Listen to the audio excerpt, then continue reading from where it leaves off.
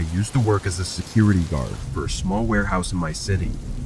It was an overnight job, which wasn't ideal, but it paid really well in comparison to other similar gigs. Though the warehouse itself wasn't too big or impressive, the company that owned it sold expensive tech items, so I guess it was necessary to have the building under surveillance 24/7. My job was nothing more than watching the cameras, walking around, and very rarely filling out reports. This night, it was raining heavily, with occasional thunder as well. Honestly, although it was a bit of a creepy ambiance, it was nights like these that I felt more laid back, knowing that nobody would be going out. I got in and talked to the closing shift workers as they left, having the warehouse to myself from 10:30 p.m. to 6 a.m. Usually the building was really quiet, with only a bit of creaking, but with the rain crackling down on the roof, it was almost impossible to hear anything else. About 2 hours in, I took a break from staring at the camera footage and got up to walk around the building for a typical security check. I went all the way down to the far end, where most of the actual storage section of the warehouse was, then started walking to the other end, but a soft beeping sound began echoing through the hallway.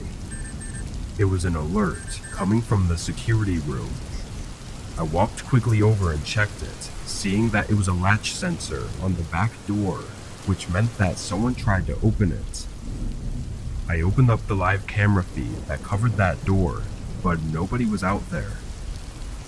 After a minute, I went to the back door myself to take a look at it, thinking maybe the sensor was faulty or that the rain had messed with something. I disabled the alarm and opened the door, then glanced around, seeing nothing but an empty alleyway behind the warehouse. Nothing out of the ordinary. The door itself looked fine though. I mean, I was no expert on it, but I ran it through the test and it never misfired or failed to detect the latch. I looked around once more before shutting and locking it. Unfortunately, despite me not seeing anyone or anything, I still had to file an entire report on the incident due to the alarm showing up in the system. So I got back to the security office and started filling out the paperwork. Only a couple minutes in, a thud echoed through the entire building. I jumped up and stared down the hallway, unsure of exactly where the sound came from or what it was. I left the room and stood in the hallway, listening for any more sounds, but didn't hear anything aside from the rain hitting the roof. I walked cautiously across the building, looking at the shelves for any fallen boxes or noticeable damage. But as I got closer to the front of the building, the sound of the rain started to get louder. I rounded the corner and stopped in place as I looked across the warehouse. The front door was wide open, and on the floor I could see the reflection of water puddles, likely from someone having entered the building. I sprinted back and locked myself inside the room, pressing the emergency button to get a hold of the police immediately. While I waited, I heard a few thuds from within the building, and then it stayed quiet until the police arrived. I waited by the front and gave a report to one of the officers, while two others searched the warehouse. A minute later, they came back to the front with the man in cuffs. They said he was hiding behind some boxes in the storage area with a hammer in his hands.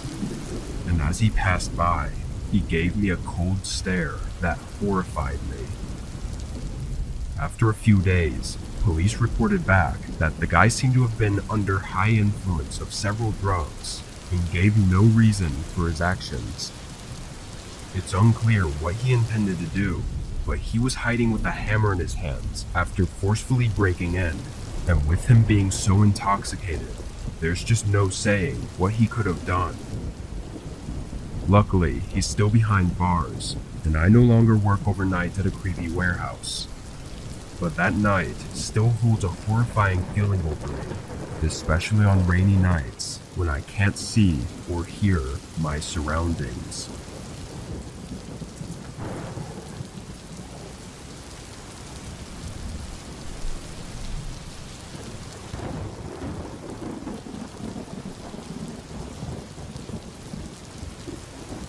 I'm an officer for our local police department.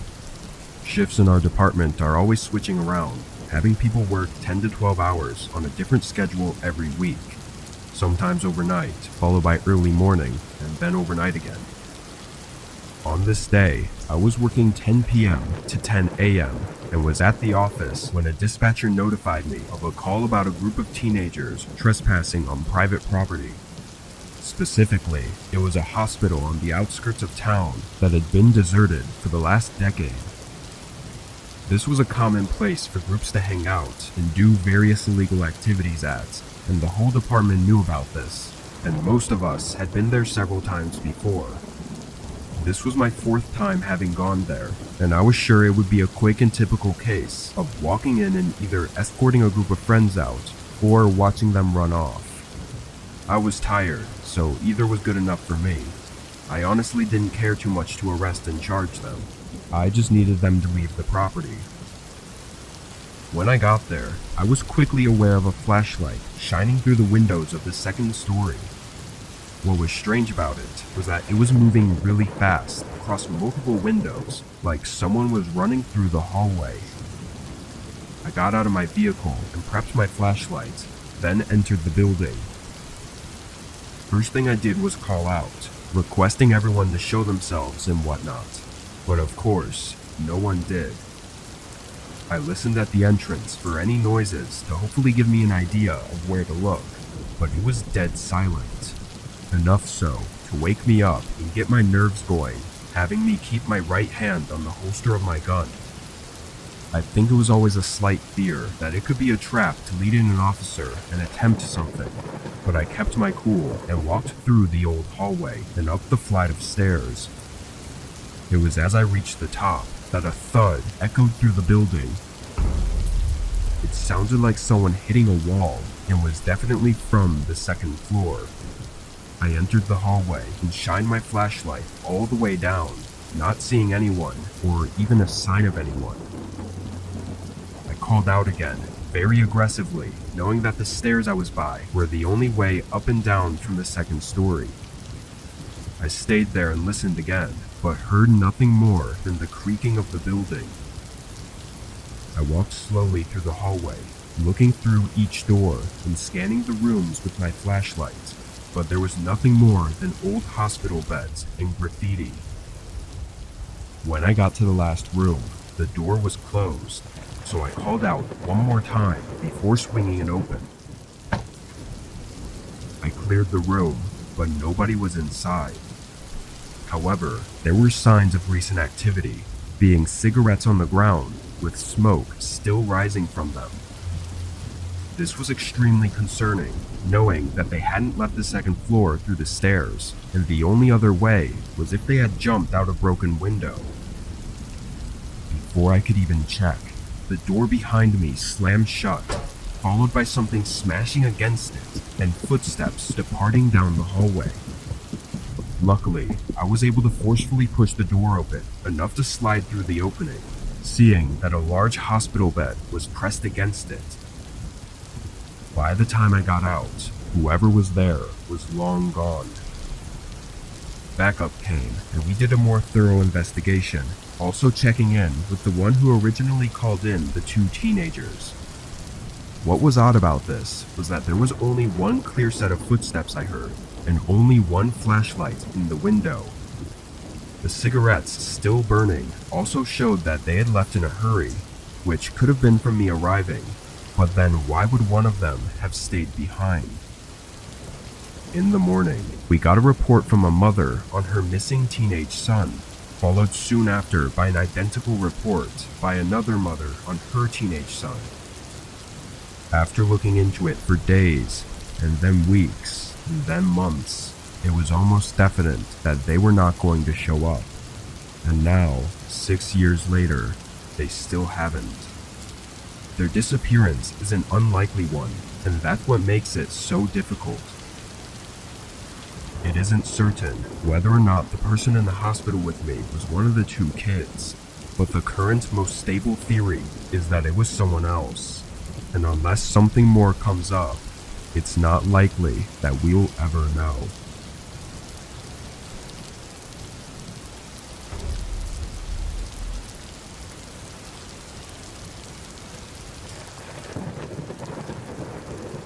It was a snowy night when I pulled into the parking lot of my gas station. I worked the overnight 11 to 7 shift and had been at the job for several months before this. I really didn't like this job, but finding somewhere else to work was really difficult, and due to how some things were in other aspects of my life, night shifts were the best for my personal schedule.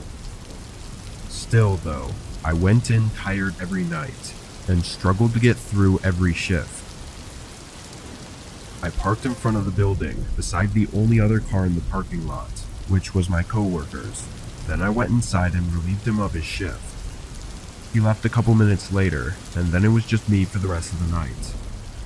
My manager had a paper on the desk with some things to get done, but from reading it over, it wasn't all that much. My guess was that it would take no more than an hour total to complete all the tasks, so I tried to put it off as long as possible to save me from falling asleep once I started getting really tired. But as I sat there behind the desk, and somewhere around 12 a.m., a car pulled into the station. I glanced out the window, seeing an old SUV parked by one of the pumps. Of course, with it snowing outside, most people were not driving around, but getting a customer every once in a while was normal. I went back to my phone and scrolled through some videos, not paying much attention for probably 10 minutes, until I looked back outside and saw the SUV was still there by the pump. The headlights were off and the doors were closed, looking like they should be pumping gas, but it had been so long. I stood up and got closer to the window, looking down both sides of the building, but nobody was anywhere outside. If they had been in their car for the past 10 minutes with it off, they'd have to be freezing. It was snowy, windy, and cold, so I honestly got a little nervous for them. I paid more attention for the next few minutes, waiting to see any movement through the dark windows, or for someone to get back inside their car, but there was nothing. It was like the car was just abandoned right next to the pump. After some thought, I put on my jacket and went outside. Immediately, I knew I was right. It was way too cold for anyone to be in there with the car off, or for anyone to even be outside for more than a few minutes. I rushed over to the car and looked around, then put my face close to the window and tried to look inside. "Hello? Anyone in there? Just checking to see if you're okay," I called out, but from what I could see, there wasn't anyone inside. It wasn't exactly easy to see, so someone could have been, but I was pretty sure there wasn't. Now even more confused, I backed up and looked around at the empty gas station parking lot before starting to walk back. Now with my eyes not focused on the car, I was just looking at the ground and noticed shoe prints in the snow going toward the building. Not really the front of the building, but kind of off to the side. I looked back and saw that they seemed to come from the car, but at this point I was freezing and didn't want to investigate further without warming up a bit first. I went inside and turned on the small heater next to the counter, putting my hands in front of it to warm them up. I was only inside for 30 seconds to a minute though, before a thump resonated through the building from behind me. I spun around, not seeing anything, then walked around the counter and toward the back. On the floor, there were puddles of dirty water, like snow that had melted off someone's boots. Feeling the chill run through me, I stepped closer to the back room and turned the corner toward where the supply room was. Standing in the dark behind one of the shelves, I could see the outline of a figure. They were tall with broad shoulders and had a large, scruffy beard, and they were looking right at me. My heart stopped for a moment, but after the initial shock, my reaction was to just walk back to the counter. I don't know why, maybe I was just too shocked to react appropriately. After staring at the doorway to the supply room for I don't even know how long, I quietly picked up the store phone and called the police, whispering for help. Then I endured the most unnerving 10 minutes of my life as I waited. During this time, I didn't hear or see anything from the supply room, which honestly added to my fear. For some reason, the man never came out to confront me. When 2 cops finally pulled in and came inside, I quietly told them where the man was. They searched the room while I stayed by the front, but I was shocked when they came out with nobody else. The man was gone. Watery shoe prints surrounded the back door, but outside were fresh tracks in the snow going straight away from the gas station, straight into the completely dark, empty field that led on for miles. Obviously, nobody could search that at night, but even when they did in the following days, they didn't find anything. I mean, the field was huge. He could have gone anywhere, but it was so cold and windy that night that I was almost sure that they'd find a body. The SUV was taken in for hopefully more information. I don't know how or why, but for some reason they couldn't find any history of ownership, so that left us with just what we know from that night, and we are still left with just that. Who the man was and what he was doing remains unsolved, and where he is now is just as much of a question.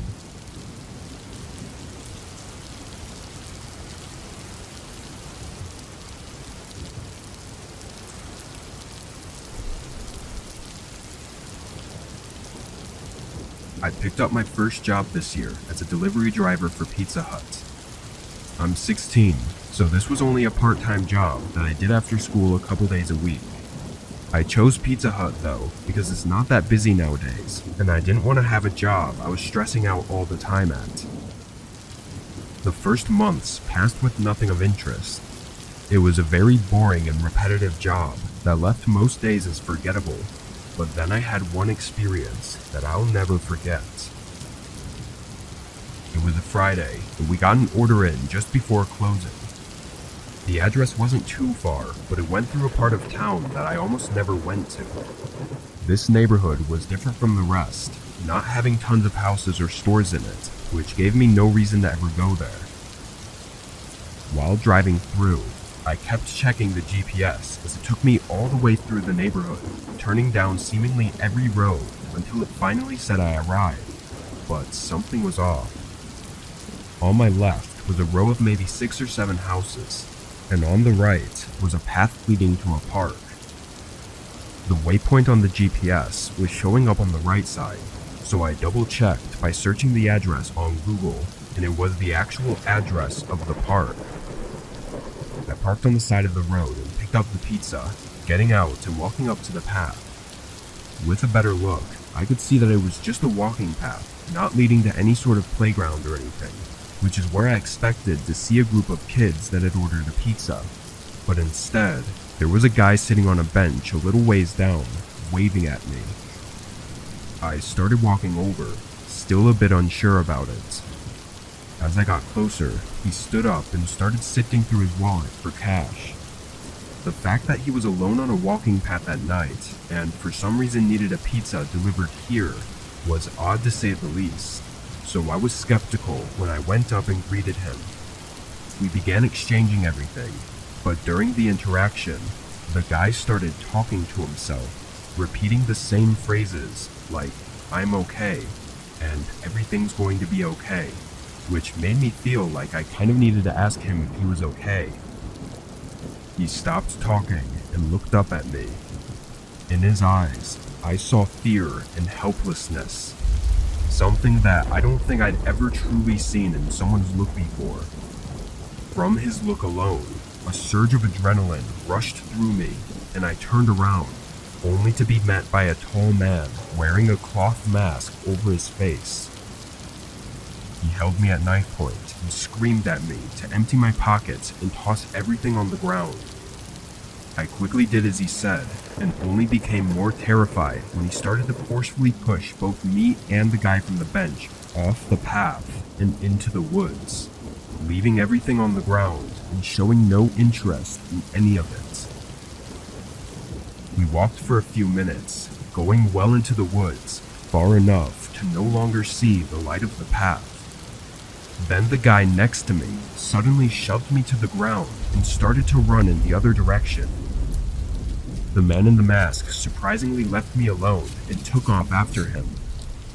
I quickly got back up and ran back to the path, hearing and seeing nothing else.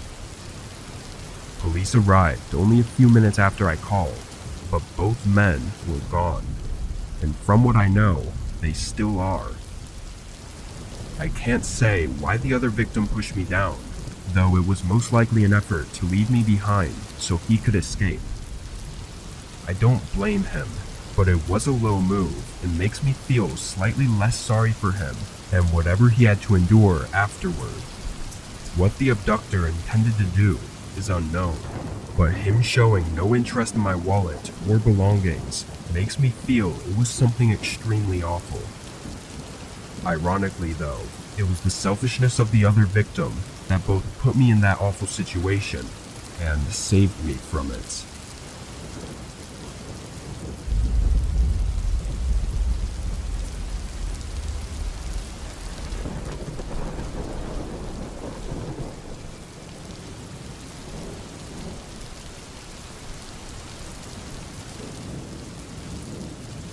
I was driving a long route to deliver the last pizza for the night. It was well into the early morning hours, sometime around 2 a.m.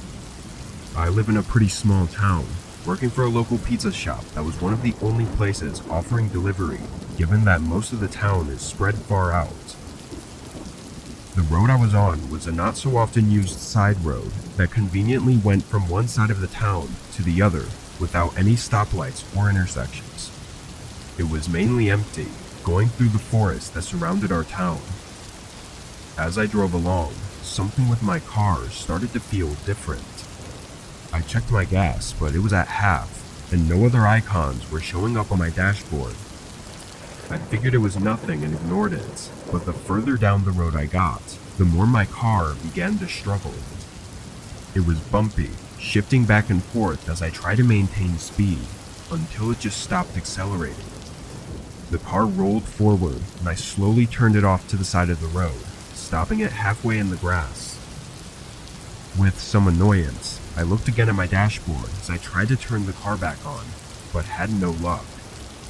I rubbed my eyes with frustration, then calmly got out and looked for any signs of damage on the outside of the car. I didn't see anything, but it was a really old car, and honestly I didn't even know what to look for. As I was out there, I looked down the road, not seeing anything but fog and trees. But when I looked back the way I came from, I saw a figure far out, standing in the fog on the other side of the road. I got back in my car and called up one of my coworkers, who was also a friend of mine, and asked if he could do me a favor and pick me up. He agreed, though it wouldn't be for another 30 minutes. I thanked him, then called the customer to let them know my situation and apologized for the inconvenience. They were nice about it, so all I was left to do was sit back and wait. After a second, I remembered that figure that I'd seen, so I checked my mirrors, but saw nothing. I didn't see anybody on the side of the road or by the trees, although it was really dark and foggy. I sat back again and opened the box of pizza, grabbing a slice for myself while I waited. Over time though, an eerie feeling continued to grow on me. Being out on this empty road with very limited vision just started to freak me out. I could only see a few feet into the forest before it was complete darkness, and the fog on the road seemed to only get more dense as time went on. I waited for 30 minutes, keeping my eyes open the whole time and checking the mirrors. But then I heard something. Footsteps, getting more noticeable as the sound came closer, coming from the darkness within the forest. I stared at the empty fog, seeing a man appear near one of the trees. He walked directly up to my car, knocking on the window and sending a friendly smile at me. Sorry, I can't roll the window down, I said through the glass, not really sure what else to say. The man said nothing, but then casually tried to open the door before walking around to the back. I looked in the mirror as he stood by the trunk, seeming like he was trying to hide for a second as he shifted around with something in his hands. And it was just then that headlights came through the fog from down the road. The man watched as the car slowed down and started to pull in behind me. Then he ran into the forest, losing my sight in the fog. My friend seemed to have noticed the man as well, because he was very cautious about approaching my car. We ended up leaving my car behind, and it was on the ride back with my friend that he told me the man was holding a gun before he ran into the forest. We called the police and had a tow truck pick up the car, which happened to have been broken into and looted. It turned out that the gas meter was stuck in the middle, and it was actually an empty tank. But concerning the man, there's been nothing on it. I don't know what he was trying to do. I mean, he obviously robbed the car, but what would he have done to me if he had tried to while I was inside? And why was he out there on that empty road in the middle of the night anyway? All I can say is that if my friend hadn't shown up when he did, I'm pretty sure I would have never been seen again.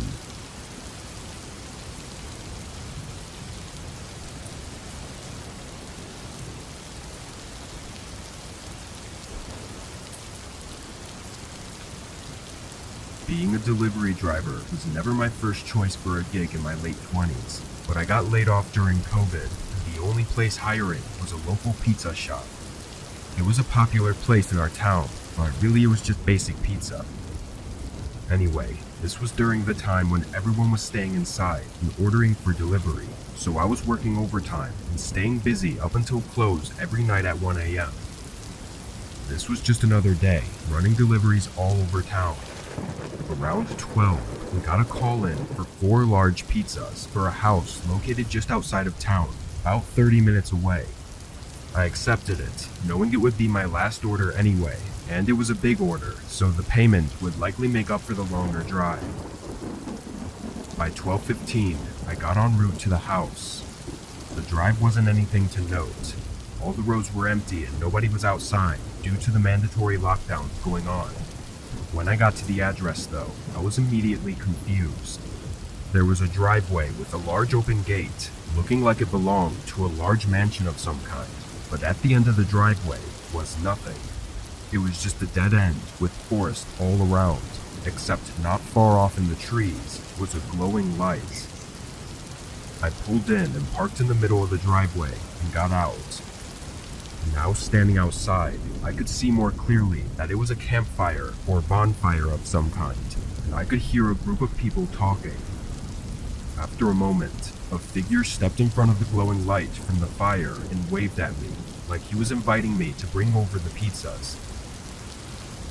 It goes without saying that this was not normal in any way, but seeing them wave me over and hearing the group of people gave me more than enough reason to believe it was just a bunch of college kids hanging out.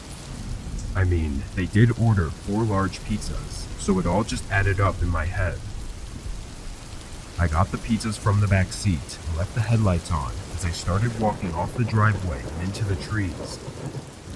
A few more people showed up in the light as I got closer, all watching me walk toward them. When I reached the bonfire, there was half a dozen more people standing and sitting in the area. Strangely, none of them seemed happy that the pizza was here, and there was nothing else around in the yard. No beer bottles or drinks of any kind. No music players, no games, just a bunch of people hanging around the bonfire. I stood on the edge of the site and kind of just held the pizzas up awkwardly, hoping one of them would come up to take them and pay. A second later, a man walked over and took the boxes, handing them off to someone else. The whole eerie feeling of this place was getting to me, making me more uncomfortable with every second that passed. Before I could even ask for payment though, I heard some footsteps approaching, and from the forest several more people came in toward the bonfire. There were at least a dozen of them now, all looking at me and not saying anything. I'd never once left without payment, but this situation literally had me shaking. I quickly turned around and started walking back to my car. I looked back a couple times, seeing them still standing by the fire and not hearing any of them speaking. As I exited the tree line though, my heart almost stopped as two figures sprinted away from behind my car. They went straight into the forest and disappeared past the headlights. I didn't even check my car for anything missing. I just got in and backed out, speeding down the road to get as far from there as possible. Once I made it back to the shop, I told my manager of the strange situation. Thankfully, he understood and even tried calling the number they used to place the order, but they declined to answer. After a bit of discussion, I ended up calling the police to have them check up on the group's suspicious behavior. It had been less than an hour since I was there, but when the police arrived, the only sign of them was the bonfire still burning, but left unattended. What really happened that night is unknown, and as far as I can see, it will likely remain that way.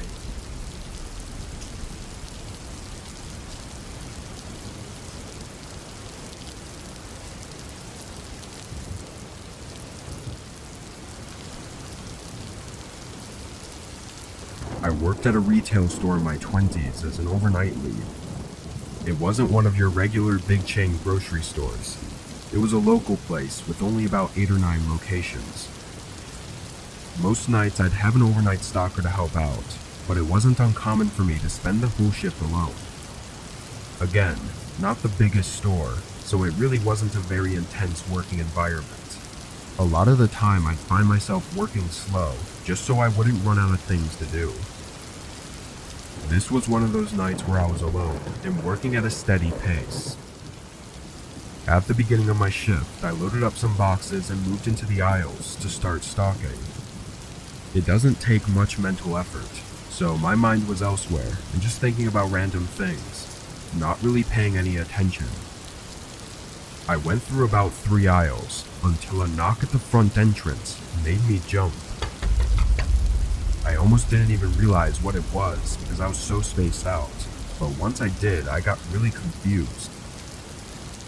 I heard them knock again, loud enough to echo through the store.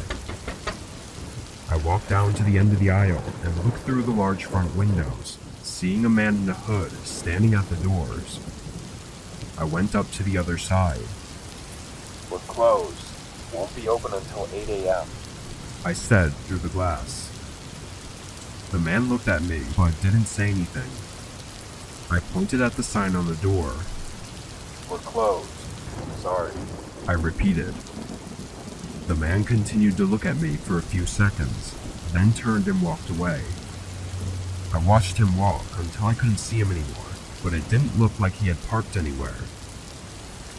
The whole thing was odd to say the least, but I figured he was just at the wrong place or something. I went back to what I was doing, stocking up the shelves and eventually forgetting about the man.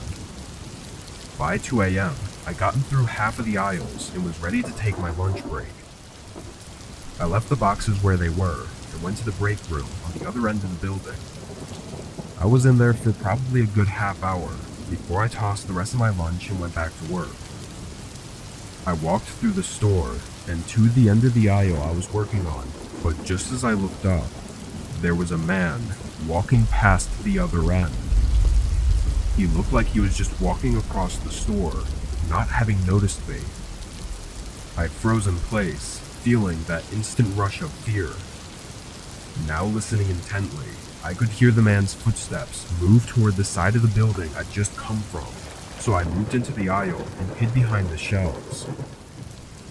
The footsteps sounded like they went toward the break room, but just before I left the aisle to try and run and get help, I heard the man rushing out of the room. The footsteps were now sprinting through the store, getting closer and closer. I ran for the other end of the aisle, looking back and seeing the man turn in and start running at me. I ran for the front door, getting my keys out and trying to unlock it with shaky hands.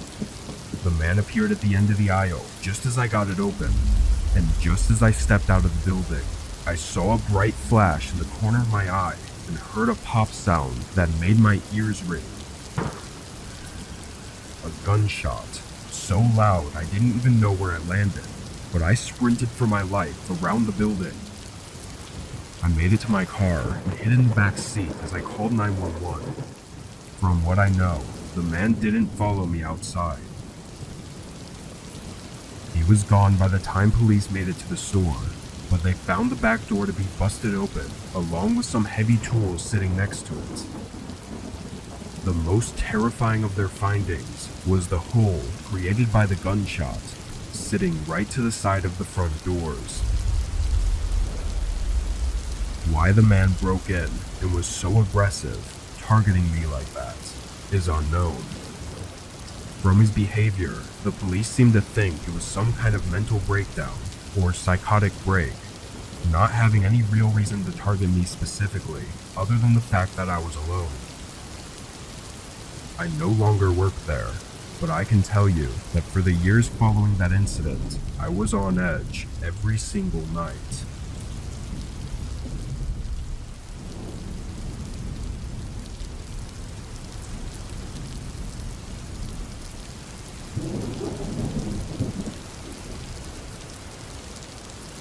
I work from home for a cybersecurity company, which really isn't as interesting as it might sound.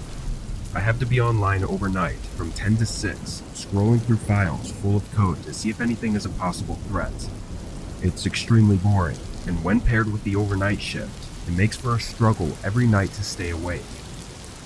One night, just a few weeks ago, I was up at 2 a.m. working and feeling the weight of my eyes. I pushed through the sleepiness for a while, checking my phone over and over, hoping the time had somehow skipped forward. At 2:40 though, I took a break and decided to order some food to get myself some fuel for the remaining 3 hours of my shift. I opened up Uber Eats, and my only real option was Taco Bell, so I sent in an order and got up to get something to drink. As I walked through the house with only the hallway light on, I woke up some more and realized it was raining outside. I looked out the front window and was surprised at how hard the rain was coming down, given I had been so oblivious to it while working. My first thought was how I just ordered for delivery, and I felt really bad for basically making someone run through the rain for my own convenience. I checked my phone and saw the order was already received, so I sat on the couch and waited for them to show up. After about 10 minutes, I was notified that they had picked up the order, so I watched the map on Uber Eats as the car made their way across the town and eventually into my neighborhood. Once they were a minute away, I put my phone down and opened up the front door so we could make the exchange as quickly as possible. I stood at the open door, staring at the end of the road where they should have been coming from, but another 5 minutes went by without seeing any cars. I picked up my phone again and checked, but on the map, their car was still in my neighborhood, and when I zoomed in, I realized they were right around the corner, just before the turn onto my street. I looked outside again, but didn't see any lights from their car. My rightful reaction was that they probably had the wrong house, or couldn't see the address numbers through the rain, so I tried calling them. A few rings, then they rejected it. I tried again, but had no luck. Unsure of what exactly was going on, I stayed at the door and waited. I want to say 5 more minutes went by before I tried to contact them again. I called, and this time it rang for a while, but then they answered. I asked where they were and if they needed help finding my house, but as I listened for their response, all I heard from their side was the crackling sound of rain pouring down. After another few seconds, I hung up. Feeling really weird about that call, I checked the map one more time. At first, it hadn't updated, but when it did, it showed them right outside my house. I checked the windows and saw nothing, but knowing they were walking around in the rain like this was giving me a really bad gut feeling. I closed the door and locked it, and I swear I only made it a few steps down the hallway before a loud knock shook the front door. I carefully looked through the peephole. A man in a gray hoodie was pacing around on the porch. His head was on a swivel, like he was checking for any onlookers as he waited anxiously for me to answer. Uber Eats delivery, He yelled, but nowhere did I see a bag with my food. I stayed in place, not answering or making any sounds. The man got increasingly more hectic with his movements and called out several more times. Then, he suddenly pressed himself up against the door, blocking my view as I heard a few dull scrapes on the wood before he quickly ran to the side of my house and disappeared in the rain. I called the cops, but his car was already gone, and from what I was told, he was using a scam account.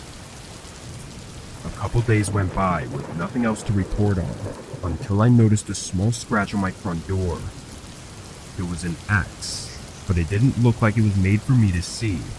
It was more hidden, like a personal indicator for something. It could have just been a fluke to scare me, but I still painted over it to conceal whatever that marking was supposed to mean. That night still leaves me with an uneasy feeling in my gut, especially since he had some sort of sharp object in his hand as he waited for me to open the door. Part of me is still convinced that that won't be my last encounter with him.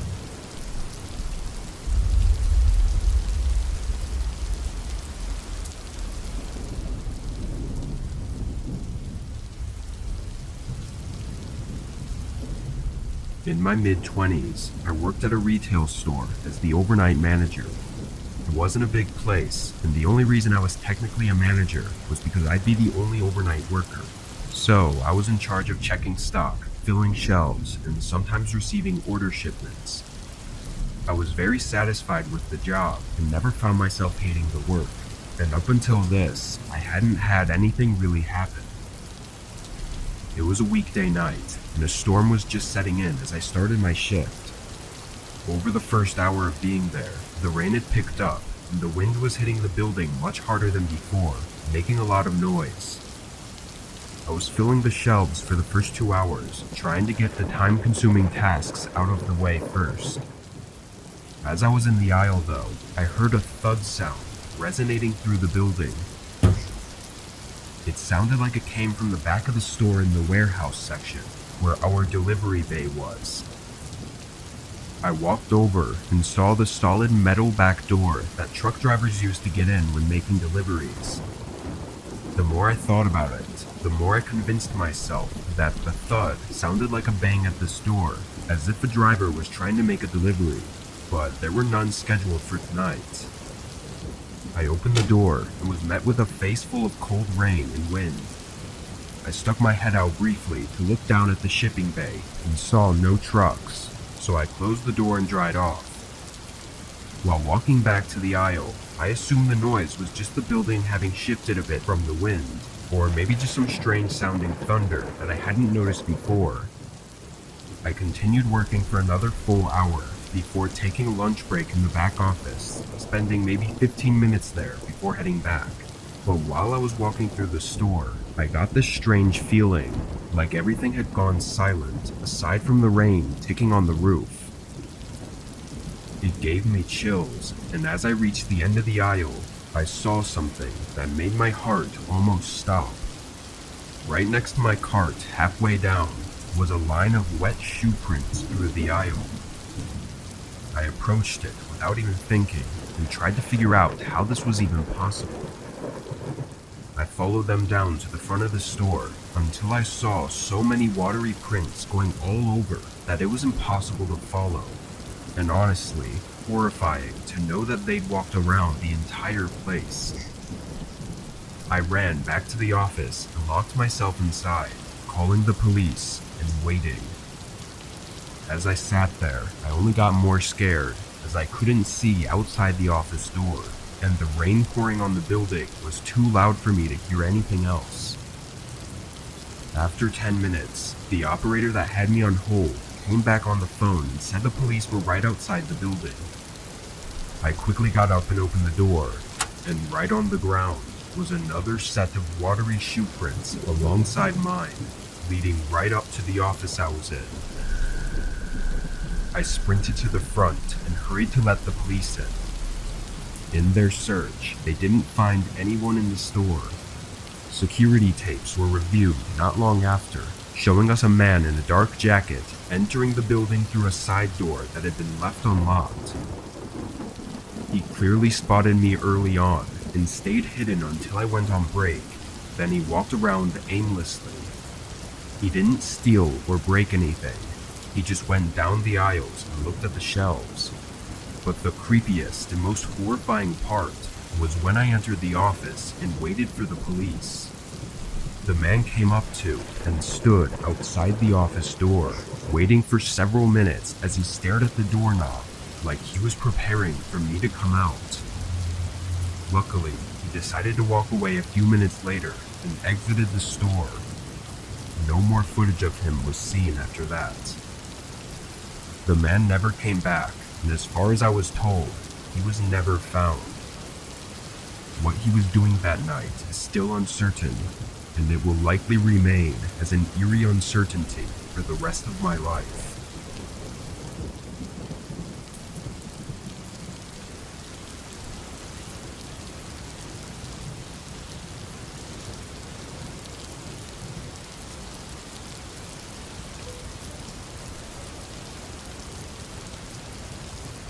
This happened last fall. It was toward the end of the season, closer to winter, and where I live it gets pretty cold, and even snows sometimes in October. I've been doing food delivery for the past 3 years and was working on this night. It was around 10 p.m. and lightly snowing outside. It was one of the first snowfalls, so people must have been skittish to go out. I was one of few cars driving around, but a lot of orders were coming in. Pretty much as soon as I'd finish one, another one would pop up. After driving around everywhere until almost 1 a.m., I took up one last order. The snow was starting to pick up, and I was just getting a little tired. I drove through the McDonald's that they'd ordered from and picked up the food, then set in the directions to the house. It was close, about 10 minutes away, but I didn't consider the direction it was in before accepting the order. It was opposite from where I lived, and I was already a good 25 minutes from home, so it was going to be a long drive home afterward. Annoyed at myself, I turned out of the parking lot and onto the road. The plow trucks still weren't out yet, probably because they weren't expecting this much downfall, but my SUV was usually good in the snow, so I wasn't that nervous. While I was driving, I noticed the road I was heading down was about to leave the main area of town. I checked the map again, and it said it was this way, but it was just a very unusual route. I didn't even know any houses were down there, because the only reason people take the road is to get to the highway that leads out of state. I went down for a few minutes, seeing only streetlights and trees, until I came up to the turn. It was a single small street leading off the road. I slowed down, being more careful since this street was smaller and had trees lined up right beside it, so sliding off would make a really terrible night. As I made my way down, I saw a few long driveways leading to faint lights in the trees far out. Before I reached the driveway I was to turn down, it looked like all the others.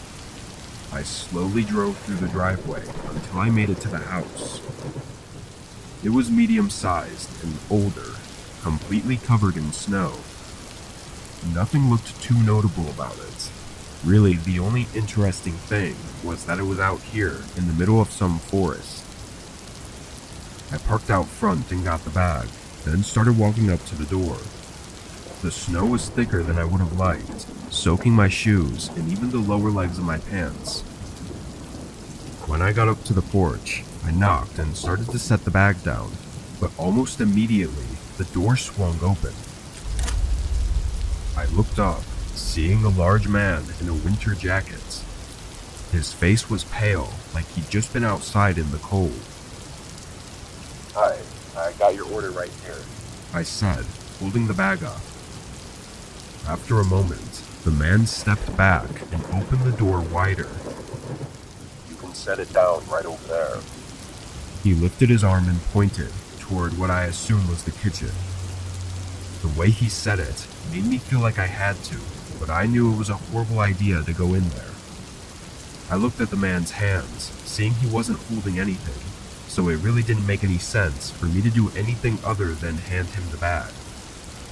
Sorry, but I really have to get going, I said nervously, holding the bag up again. The man's face dropped into a frown. Then he suddenly slammed the door shut. Still holding the bag up, and just a bit shocked by what was happening, I set it down on the porch and quickly started walking back to my car. But just as I got past the front yard, I heard something from behind me. I turned around, realizing it was from somewhere on the other side of the house.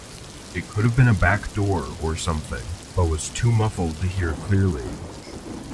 Getting creeped out, I walked quicker and got in my car. I switched it on, and right as I looked up, I saw the man coming around the side of his house and making his way quickly over to my car.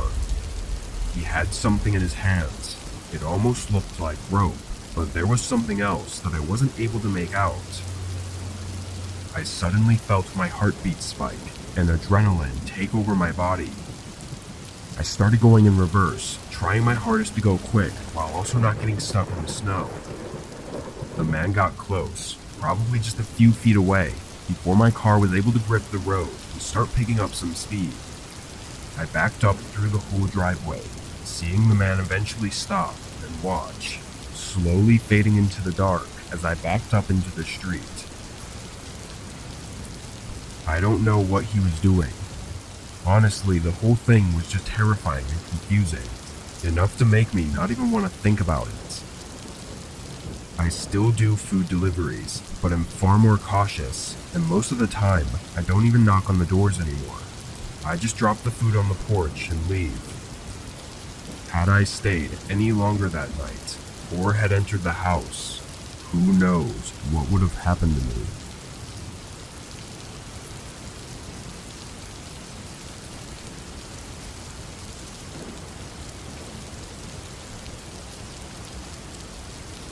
I work at a 24-hour drive-thru restaurant, and this had happened only a few weeks ago. I'm a crew manager, but for the most part, I just do the same things everyone else does, which is cook and take orders. For overnight hours, we always have at least 2 people, one being a manager, and the other usually being a cook. On this night, the cook had called in sick, and when I called the others to see if they could cover his shift, none of them said they could. So by 12 a.m., I was the only worker there. Now usually the restaurant doesn't get busy overnight, and more employees come in at 4 a.m., so it wasn't an entire shift alone, but it still meant that for 4 hours, I had to do everything myself. I left my headset on in case someone came to the drive-thru, then started working on the tasks I had for the night.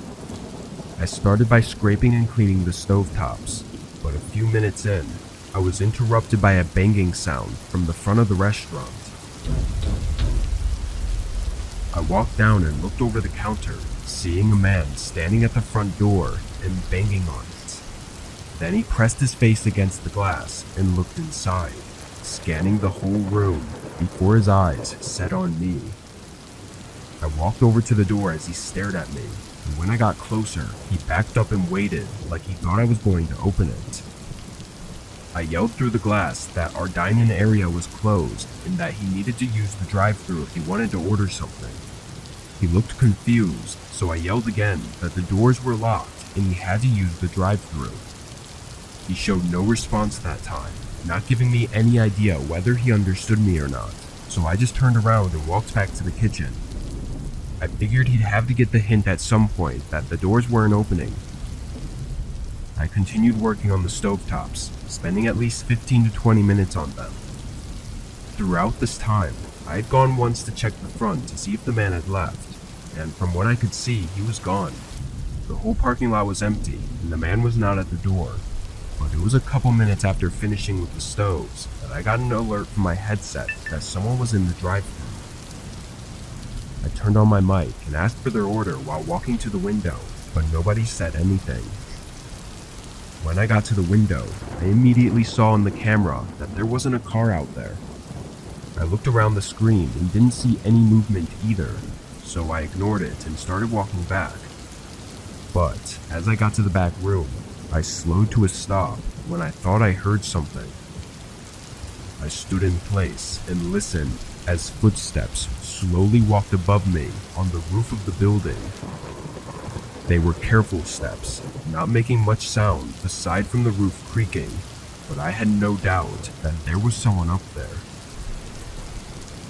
I followed the sound of their steps with my stare, moving down the ceiling until I saw the ladder leading to the maintenance hatch, and that's when I realized what they were doing. I sprinted over to the ladder and started looking for some sort of lock to keep the hatch from opening, but I'd never even used it, so I had no clue how it worked or if it even locked. Then there was a loud creak from the ceiling directly above me, and a few thuds came from the outside of the hatch. A moment passed, then the hatch creaked open slightly, and through the small gap, all I saw were a set of eyes staring back at me.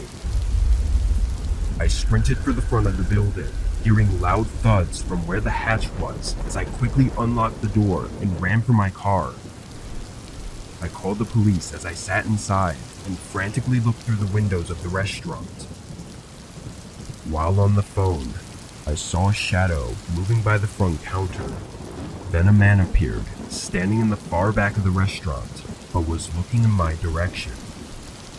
After a moment, he turned and disappeared behind the kitchen, leaving me in a panic until the police made it. They searched inside and outside, going on the roof as well, but the man had already run off. Nothing from the place was missing either. No equipment or money was taken. Nothing. He just broke in and left. I tried to not think about it too much, but it's hard not to come to the conclusion that he was there for me. Like I said, this happened pretty recently, so there's still not much of an update on it. Even with his face on the cameras, there's yet to be a confirmed identity. The owner of the building added a padlock to the inside of the hatch though, which should have been done before, but I guess it was just an inconvenience. I still worry about the man's intentions, and if he could be watching for me to be alone again, waiting to do whatever it was he tried before.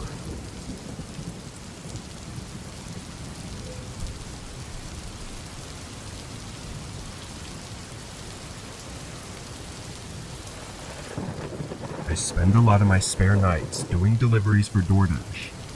It's my way of getting extra money while also not needing to commit to a more strict second job. I started driving around 9 p.m. on this night and steadily took on some orders until 11, where it slowed down a bit. During this time, I just drove around the shopping center that had most of the fast food restaurants people often ordered from, and eventually another order came through. It was a regular order to be delivered about 4 miles away. After getting the food, I started the directions to the address, and it was almost immediately apparent that it wasn't a house. I scrolled in on the map, which only showed streets and buildings, and the address it pointed to was a long street that had no buildings on it. It looked kind of like an empty plot of land, but the DoorDash map was never that great, so I just started driving and decided to at least check it out, and maybe call the customer if there was an issue. I drove out, taking just under 20 minutes until I reached the street it was on. This street was very bare, no houses or crossroads, and no cars driving on it. When I got to the end, it became a gravel road, and on the side was a small wooden sign that was too weathered to be legible. I pulled onto the gravel and turned my brights on, and right away I could see something far off down the road. I drove in closer, and as I approached it, my phone dinged to let me know that I'd arrived. In my headlights was a small mobile home, or some kind of RV, and on the door were poorly painted numbers. I looked back at my phone. 2760. It was the address. I got out, holding the food in my hand as I walked up to the RV. Getting closer, it was a bit unsettling to look at. It was overgrown and old, which was strange considering it was a mobile home meant to be moving around.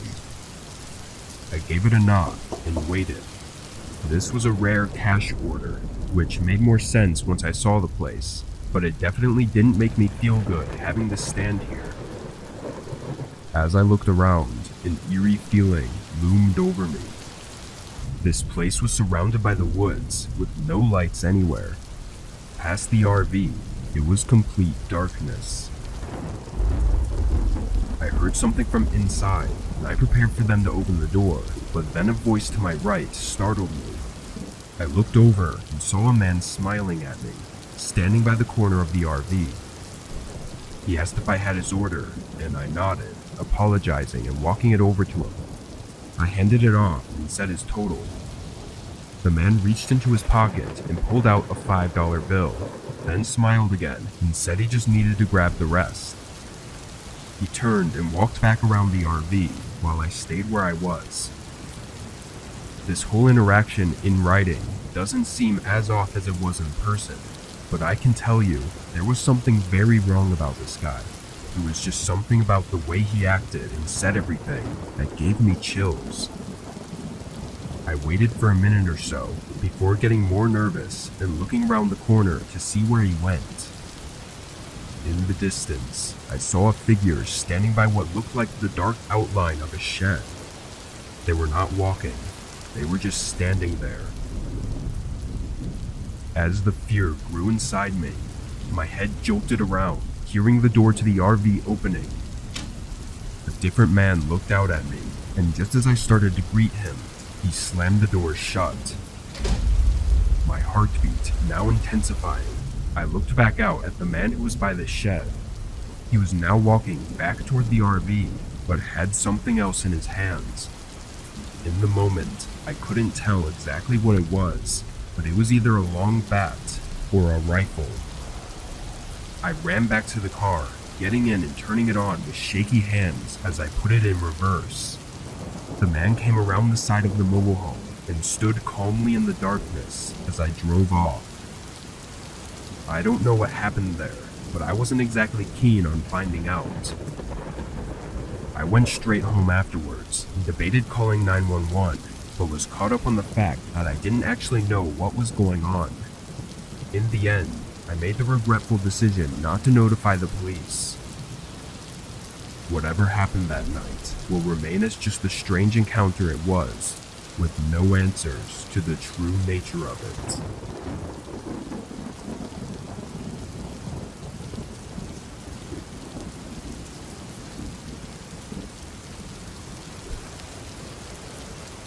I was driving through my city, delivering for Postmates way back in the day when it had basically just started. Every order was mostly inside the main city blocks, but I had just gotten an order from outside the main roads. I picked up the food and headed over, but the further out I got from the city, the more the roads became less populated, both of cars and of houses. Everything was replaced by the woods. I'd been out this way before, but only when leaving town. I didn't even know there were houses out here.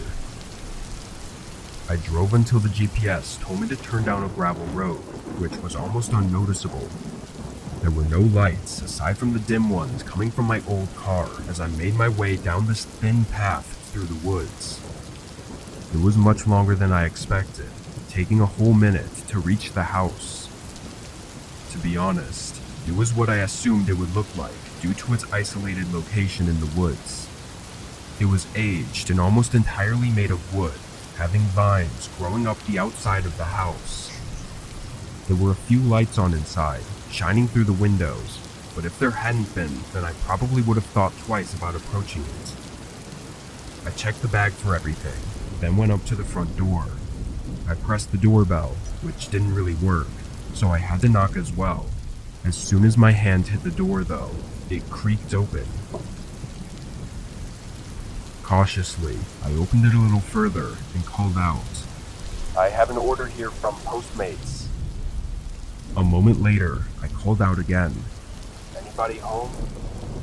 There were no sounds coming from inside, but all of the lights I could see were on, and through the crack in the doorway, I could see a TV in the living room. It was playing, but was muted. I don't know how else to really explain my thoughts, but the vibes were just off, and I knew something was wrong about this. I turned and went back to my car, getting in and starting to do a U-turn. Right away, I felt a problem. The steering was stiff, and my car was struggling to move through the gravel, feeling extremely bumpy and jittery. I got out, and my face went cold when I saw that my front tire was flat. I then moved my eyes over to the other tires, and every one of them was flat as well. Not just a little deflated, but completely flattened. My stomach dropped, instantly knowing this was a purposeful act. In that moment, my mind was everywhere. What terrified me was that I didn't know whether someone put something on the path, or if someone had come up while I was at the house and done it behind my back. Either way, the only thing I knew was that someone was out here with me, way out in the woods, in the middle of nowhere. I got back inside my car and locked the doors, trying to call 911, but had no connection. As I ran through my few options, I saw a light in the house flicker, and the front door opened wider, revealing a man in the doorway. Without any hesitation, he started walking quickly over to my car. I didn't second guess myself this time, putting it in drive and forcing my car through the gravel. In the mirror, I saw the man stop and stare at my car. Once I was on the main road, I took it more carefully, driving slow to keep from damaging my car until I got enough signal to call 911. But what unfolded afterwards was equally as terrifying. That house was owned and lived in by a single mother with 2 kids, all of which said they were at the house sleeping in their rooms at the time I claimed this happened at. They never ordered anything, or saw any man, or even found anything missing in their home. I don't know if they were in on it somehow, or if they were just as much a victim as I was. Why the man ordered food to the house and slashed my tires still doesn't make sense to me though. The only thing I've thought of is that maybe he was planning to do something horrible to that family, and I was going to be set up somehow to take the fall for it, due to my presence at the property at the exact time it would have been committed. It may be a stretch, but if that's true, then me getting away might have saved more lives than just my own.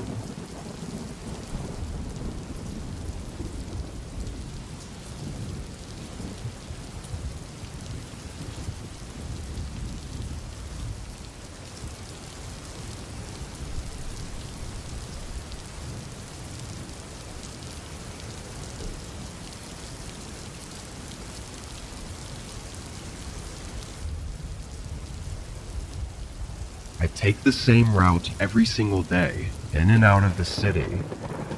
I don't live very far, just 30 or so minutes, out in the quiet suburbs. The road I took was always quiet at night, which was a huge relief compared to the traffic there was during the day. I was driving on this road, and everything was going just as it always did. It was a little past 10 p.m. I was listening to my music and happy to be almost home.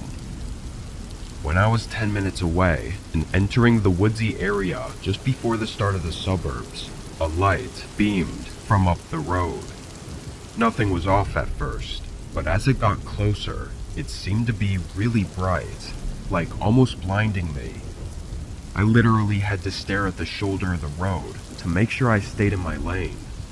But just as I thought they were going to pass me, I suddenly could see a glimpse of their tires right in my lane. They were driving on the wrong side of the road, about to head-on collision with me. My reflexes took over, and I swerved to the right, immediately flying off the road and slamming into the ditch that bordered the woods. It took me a few seconds to gather myself, but I didn't seem to be very injured or anything. I unbuckled my seatbelt and jumped out of the car. It was totaled for sure. The whole front was pretty much ripped off, and it honestly looked like I should have died in there. Then I remembered what happened, and immediately got pissed off. I climbed out of the ditch and looked down the road. I expected to see their headlights fading out in the distance, but I was surprised. They had stopped and pulled over, not too far down. Before approaching them, I quickly looked at my surroundings and realized how secluded we were. So before confronting them, I ran back down to my car and got my phone, calling the police. I didn't know who was in that car up there, or if they were drunk and angry or something, so I figured I'd play it safe. The operator said they would be here in 5 minutes, so I hung up and started to walk back up the ditch, but was startled by a guy now standing at the top. He didn't ask if I was okay, or say anything at all. "Are you the one that made me crash? You could have killed me," I said, trying to hold back my anger until the cops arrived. He still didn't speak, but the light from his car on the road suddenly started getting brighter and coming toward where he was standing. I was still in the ditch, but could see that it was the same car, and someone else was driving it. They backed up right to the edge of the ditch, then the driver door swung open, and another guy got out. The two men started talking in a different language. I think it was Russian or German. I'm not good with languages, but it had that aggressive sound to it. As they talked, the one guy rushed around to the back of the car and threw open the trunk, but instead of grabbing anything, he turned to face me. Both of them immediately came running at me down into the ditch. It didn't take me more than a split second to put the pieces together. I turned around and sprinted into the woods as the men ran around my car and continued chasing me. They were both large and heavier looking men, so after a good minute of sprinting, I'd lost them.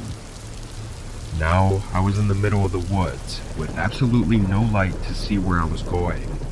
I didn't even know which direction was which. With no sounds of the men nearby, I aimlessly wandered through the trees. I wasn't trying to get back to the road while the men were still around, but I also didn't want to get completely lost so that the police wouldn't be able to help me. After only a couple minutes of walking, though, I could hear the sirens in the distance to my left.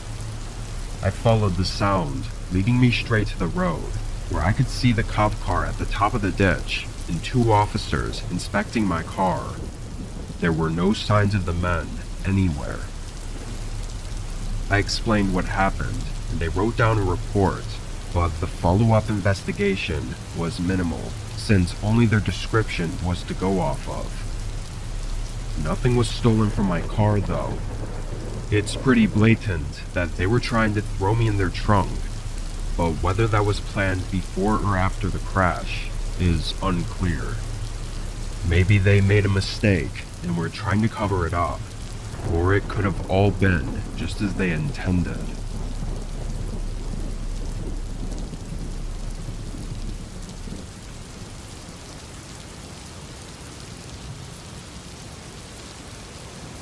I'm a terrible long-distance driver. I just wanted to put that out there to begin with, because my inexperience really shows. I almost never drive more than 30 minutes at a time, but for work, I had to make a 10-hour drive from my small hometown of Raleigh all the way up to San Francisco, where our main office was. I'd been with the company for less than 6 months, working remotely, so this was my first time making this drive. Unfortunately, the way there wasn't through the beautiful California coastal highway either. It takes the lesser-used highway on the opposite edge of the state, going through the empty deserts and smaller cities for the most part. Again, I'd never taken this route before, so this was all new to me. I set up my GPS and started driving at 6 p.m. This would be so that I could hopefully make it right at check-in time at the hotel, which was 3 p.m. the next day. The first hour of the drive was through my town, and it slowly dwindled down to just a few buildings here and there, and eventually nothing. There also weren't really any other cars. About 3 hours in, I passed the gas station, and it reminded me to check on my tank. I looked at the meter and noticed it was getting close to running out. Actually, it was really close to running out. Driving for this long on a boring empty road made me space out and not pay attention to it. I figured I was good enough to wait until the next gas station though. So for the next 20 minutes, I had my eyes open for any gas station exits. But as every mile passed with no gas station, I started to worry. That feeling of dread came over me for being so stupid to have let myself get this low on gas in the middle of a desert. I could feel my car start to jerk randomly and stutter, so I knew this was really bad. Just as I was thinking that my car was going to shut off at any second, I saw someone's headlights on the side of the road. It looked like a police car monitoring the highway, so with pretty much no choice, I pulled off onto the shoulder and parked a little ways behind them. I was hoping they had a gas canister I could use. I got out and started walking up to their car. It had a spotlight by the driver's side mirror and a light bar on the roof, so from behind, it looked exactly like a police car, but as I got closer, I wasn't so sure. Either way, I needed help, and by now I assumed they had to have seen me walking up anyway. When I got up to the side of the car, it was clearly a police car, but not one in service. Like probably an old one that someone had bought after the police markings and other stuff were removed. When I got up to the window though, nobody was inside, but it didn't look abandoned either. The inside looked relatively clean, and there was even a grocery bag on the passenger seat with what looked like food and snacks in it. Something about this was really off though. I looked up and out at the surrounding desert. It was really dark, mostly empty aside from some stray cactus, but it only took me a second to notice something moving out there. They were pretty far from the road, so I couldn't tell what they were doing, but there was definitely a person out there, moving around. Knowing this wasn't going to go the way I expected, I was going to go back to my car and try to call 911, or maybe roadside assistance, but the figure suddenly stopped moving and stood still. It was like they had noticed me and were suddenly looking over. I didn't know what to do, so I kind of just stood there. Then the person started rushing toward the road. I took this opportunity to run back to my car.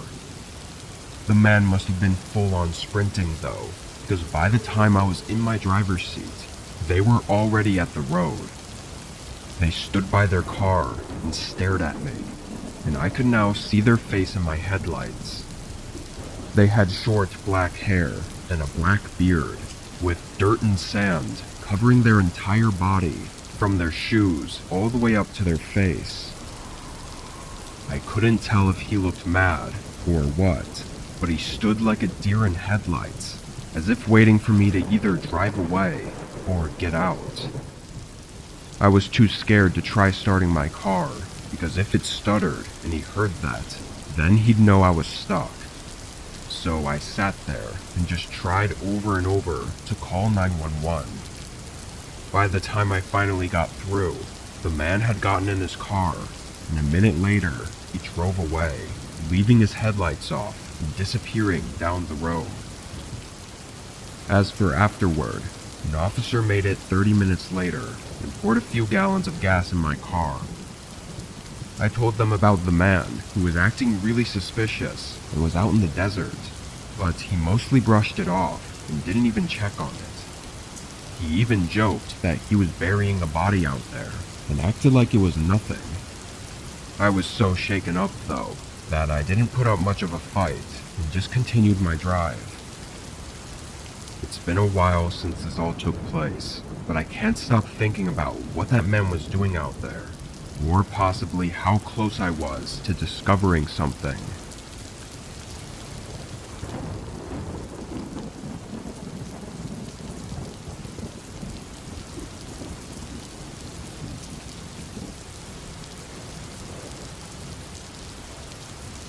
My name is John.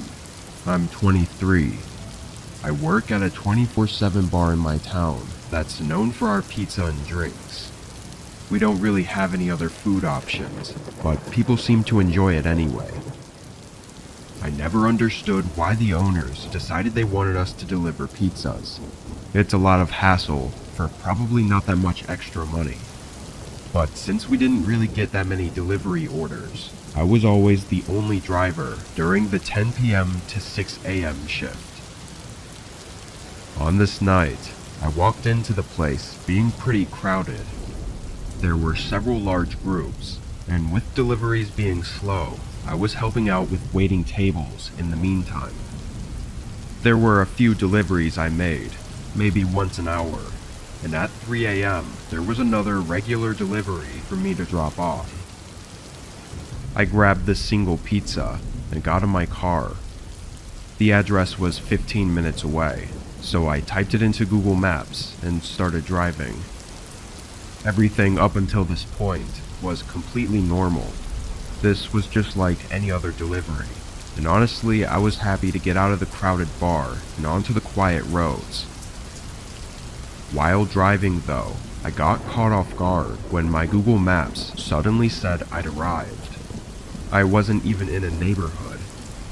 I pulled over on the curb and tried to figure out where I'd gone wrong, but double checking everything, this was the address that was on the order. It was for the entrance to a forest preserve or park or something. There weren't even any houses nearby that it could have been mixed up with, so I called the customer's number. It rang for less than a second before they picked up. "Hey, this is John. I'm just trying to deliver your pizza, but I think you've given us the wrong address." There was a strangely long pause as I could hear the guy breathing into the phone before he described my car and said to look to my left. I did as he said and literally saw nothing but a completely pitch black forest. Then I saw something move. It was him, waving his arms in the air to get my attention. He was standing in the forest behind the road. I don't know why he didn't just come onto the side of the road where it was easier to see, or even why he ordered it here to begin with. I got out and started walking over. It was hard not to notice how eerily quiet it was outside next to this forest preserve. There were no cars anywhere, and no other people. I found it really odd too, that as I walked up, the guy didn't move. Like he didn't meet me halfway. He just stood there and watched me walk across the street and up to the grass just before the edge of the forest where he was at. I stopped halfway through the grass, realizing this was getting really weird. I waved him over to come grab the pizza and pay for it. The guy hesitated, and instead of walking up to me, he looked behind me and on either side, pretty obviously looking for any bystanders. My nerves were really high at this point, which made it hard to think straight. If my mind was clear, I definitely would have just taken off for my car and left. Before I could come to my senses, the guy started approaching me. He was walking really fast and didn't slow down when he got closer. I stumbled back, but it was too late. The guy grabbed my upper arm and started pulling me back toward the forest. He was clearly trying to be quiet though, not yelling or anything, but instead putting all of his efforts into forcing me back. We struggled back and forth for several seconds before I realized I couldn't break free and started punching instead. It only took a few clean shots to his face before he let go, and by then, we were only a few feet from the forest. I took off running, looking back only to check if he was following. I saw him get up and run into the forest, but to my horror, 2 other guys came out from behind the trees. I got in my car and drove straight to the police station that was on the other side of the block, but obviously the guys had completely run off by then. I actually went back to work after that, explaining what happened to my boss and asking if he had any info on the guy's order. All he had was a phone number, which was already disconnected, and a first name that was most likely fake. After that, he sent me home early with a free slice of pizza, which wasn't exactly a fair trade, but I wasn't complaining. If I'd been dumb enough to walk up to the forest that night, I probably would have been instantly jumped by all three men with no witnesses. Luckily, my hesitance to approach him made it an easier fight to escape, but it very quickly could have turned into something far worse.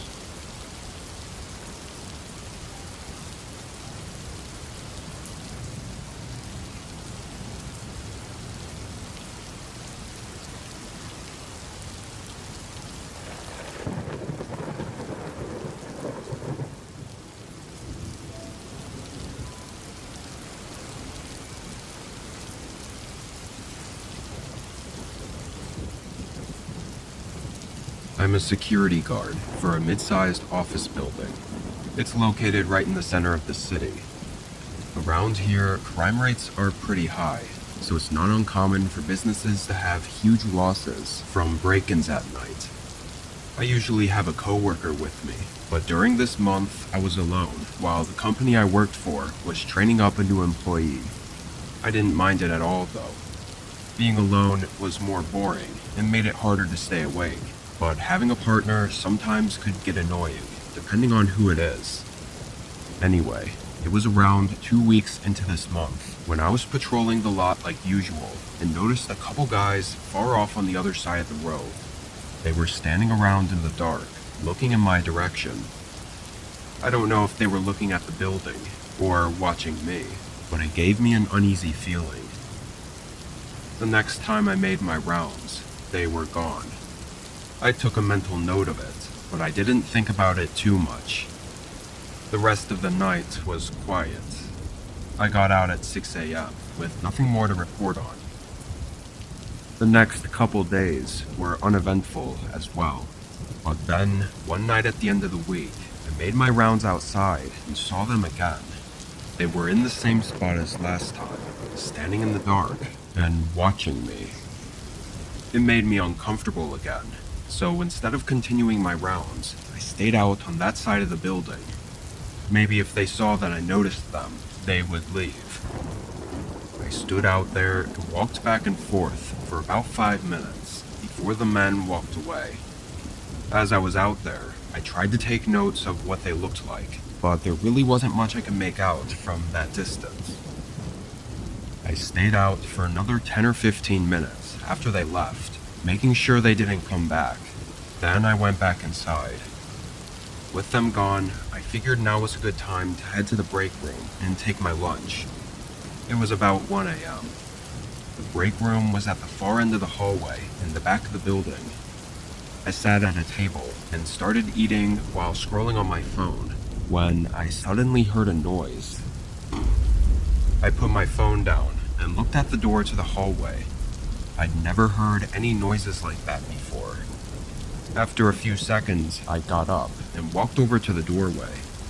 I stood there for a good 30 seconds, waiting to hear anything, but it all seemed so quiet that I figured it must have been nothing. I went back and finished my lunch. Afterward, I went to the security office and double-checked that there were no alerts or flags. Everything looked good. Usually this was the time of night where I just sit in my chair and wait around, but something in me felt like going to make another rounds. The noise I heard didn't have me nervous though. I think if anything, I was actually just more curious about what it was, and found it as something for me to look for while I was bored. I started my rounds outside, walking around the building. It was quiet, just the ambient sound of the buzzing streetlights.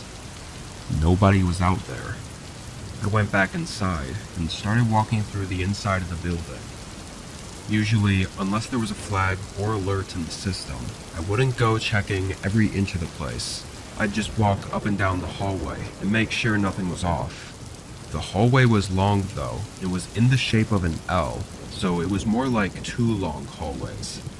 On one side was the main door, and on the other side, there was a door to a mini stairwell that had an emergency exit door. It was one that was original to the building, so one of those old heavy metal doors. And as far as I knew, It wasn't connected to the security system because of how old it was. To bypass this, the company just put a huge padlock on it and bolted it shut to essentially make it useless. However, when I got to the end of the hallway and looked through the door window into the stairwell, I was in complete disbelief. The padlock was snapped in half, laying on the ground, and the metal door had been forced open. I felt lightheaded as I hurried back to the security office. If someone had broken in, how the hell did they slip past me unnoticed? Surely I would have seen or heard them. I started scanning through the tapes. I got to the point where I was standing outside, watching the two men. After they left, I stayed for a bit to keep watch. During that time, they came around to the back of the building and snapped the lock off, breaking in and going into the workrooms. Disturbingly, they were still inside the building when I came back inside. One of them was just on the other side of a door, literally 2 feet from me, as I walked past him and into the break room. While I was in there, one of them bumped into a desk while trying to hide, which was likely the sound I heard.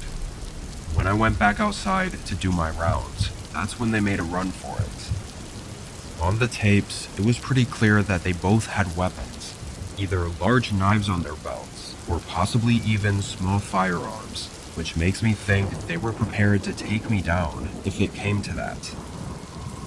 I called the police and handed over the tapes, but nothing ever came of it.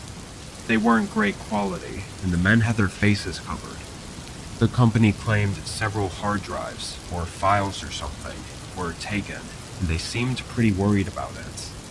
However, to this day, there's been no more info on the men or their motives.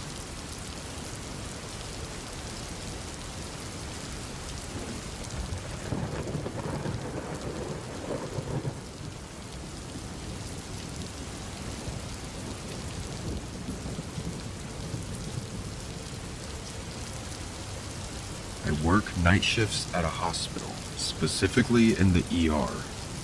I'm the front desk worker that typically checks people in, though we still see a lot of crazy things here. Each night is unpredictable. This night started out quiet. We had a few people come and go, but nothing too big happened. I was mostly sitting at my desk talking to my coworker, Amy, about whatever we could think of talking about. Around 2 a.m., Amy went on break to go to the cafeteria, so it was just me at the front counter. Really soon after, like not even a minute after she left, a man came through the front doors. He was wearing a black zip-up hoodie and black jeans. His hair was dark and somewhat long, and looked unkempt, like he hadn't showered, or maybe had just woken up. He walked up to the counter slowly and had this strange aura about him. It made me feel unsettled. "I'm looking for Hannah Smith." I didn't remember the exact name he gave, but it was a woman's name, and as far as I knew, they hadn't been admitted recently. Still, I checked the records, but I saw no one by that name. The man seemed uncomfortable as he waited. I told him there wasn't anyone here by that name, and that he may need to check other hospitals in the area. He awkwardly nodded and walked out. I glanced at the security guard, who was standing at the other side of the room, and we both made that eye contact, agreeing that that guy was a little strange. A half hour later, Amy came back.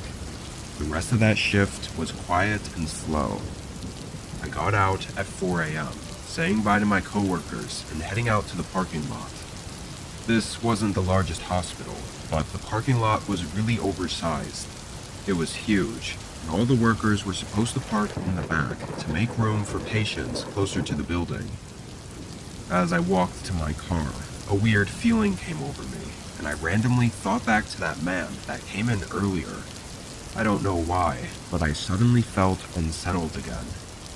Maybe it was the eerily quiet parking lot at night. I walked a bit faster, got up to my car, and got in. I tossed my bag on the passenger seat and started driving. I lived about 20 minutes away.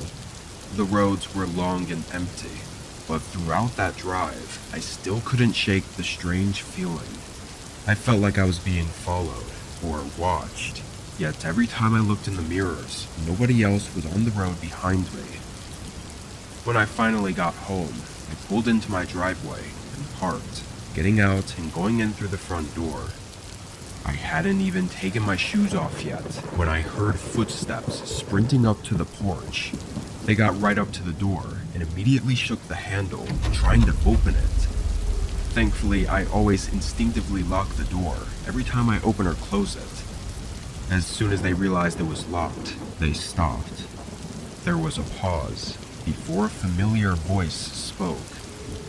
"Excuse me, ma'am, can you please open the door? I need help.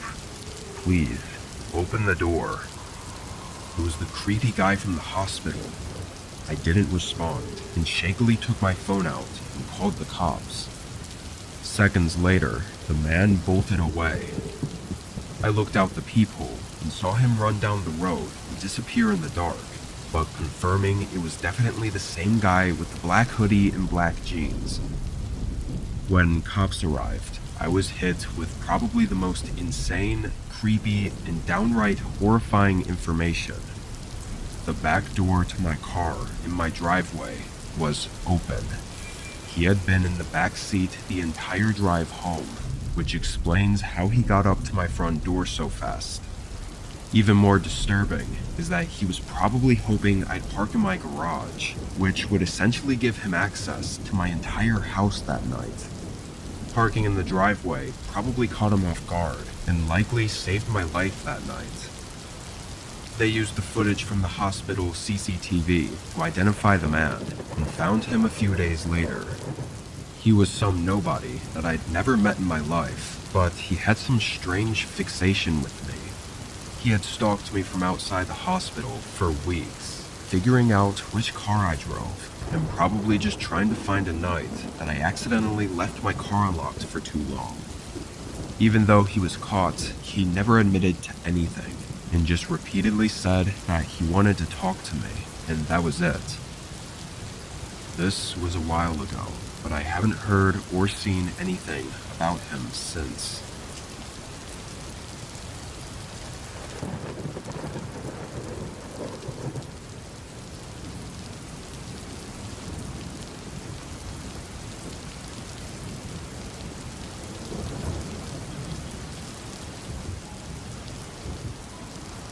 When I was in my mid-20s, I worked night shifts at a 7-Eleven. I was still doing online school at the time, and I figured most of my shifts would be slow enough for me to get some schoolwork done during my shifts. For the most part, this actually worked out. I'd be the only one there, and it would never really get busy. Whenever someone would come in, I'd just push my laptop aside, and when they left, I'd continue my school stuff. This night, it was very cold and rainy outside, which always made me happy because almost no customers would come in. I had my laptop out and was focused on school for almost 2 hours straight when the front door opened and a man walked in. He looked 30 with a beard and short hair. I put my laptop off to the side and waited for him to come up to the counter. The man looked around the aisles for a minute or two, then walked out, got in his car, and left. Not thinking too much about it, I grabbed my laptop and continued about my work. Another 30 minutes passed, when out of the corner of my eye, I saw headlights pulling up in front of the store. I looked over and was confused to see the same car that was here earlier. I thought maybe it was just a coincidence, but when the guy got out, it was the same man. This time he walked into the store and came right up to the counter before I could even move my laptop. "Restroom?" he asked. "Oh, yeah, it's right over there." I wasn't expecting that question at all. He walked over to the restroom and went in. It was one of those single-person ones, not like a whole room. I couldn't help but think it was a bit odd to come back 30 minutes later to just use the bathroom. Like there had to be somewhere closer to wherever he was, unless he stayed in the area for the whole 30 minutes. He possibly could have been back to also grab something that he decided he needed. I don't know. I waited a couple minutes, and then a couple more. And then it started to get a little unusual. Honestly though, I did not want to be that guy who checks up on him, or knocks on the door, or whatever. Another 15 minutes passed, so he'd been in there for almost 25 minutes at this point, when a police officer pulled into the parking lot. He circled around and slowed down right behind the other guy's car, clearly inspecting it. And after a little bit, he stopped his vehicle right behind the car and got out. The officer came into the store and looked around the sales floor, then looked at me and asked if I knew who was the owner of that car outside. The officer looked more than just curious. He looked worried. I pointed at the bathroom and said he'd been in there for a while. The officer went over and didn't hesitate to begin banging on the door. It was clear something was seriously wrong. After a minute of him knocking and yelling, he looked at me and asked if I had a key to the door. I was kind of shaky, but I sifted through the drawer under the counter and found the key, then ran it over to him. He unlocked the door and opened it, gun raised. The room was empty. I couldn't believe it. After getting interrogated for a minute, I assured the cop that he had gone in there and never came out. The officer did a more thorough search and happened to notice the ceiling was accessible. It was one of those ceilings that's made up of panels where you could just push them out. I guess the man had gotten on top of the sink and was able to haul himself up. The officer called in backup, and within 15 minutes, they found the man hiding inside the ceiling. They got him out and arrested him. As I've been told, the guy was on the run after doing some absolutely horrible things to several random and innocent people. Earlier in the night, they got a description of his car and caught his license plate on a store camera.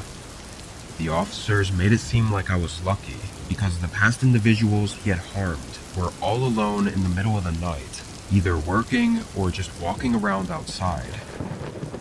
Whether the man was trying to hide in the ceiling because he knew the cops were after him, or he was doing so to try something on me, is unclear. Thankfully, he's locked up for good though.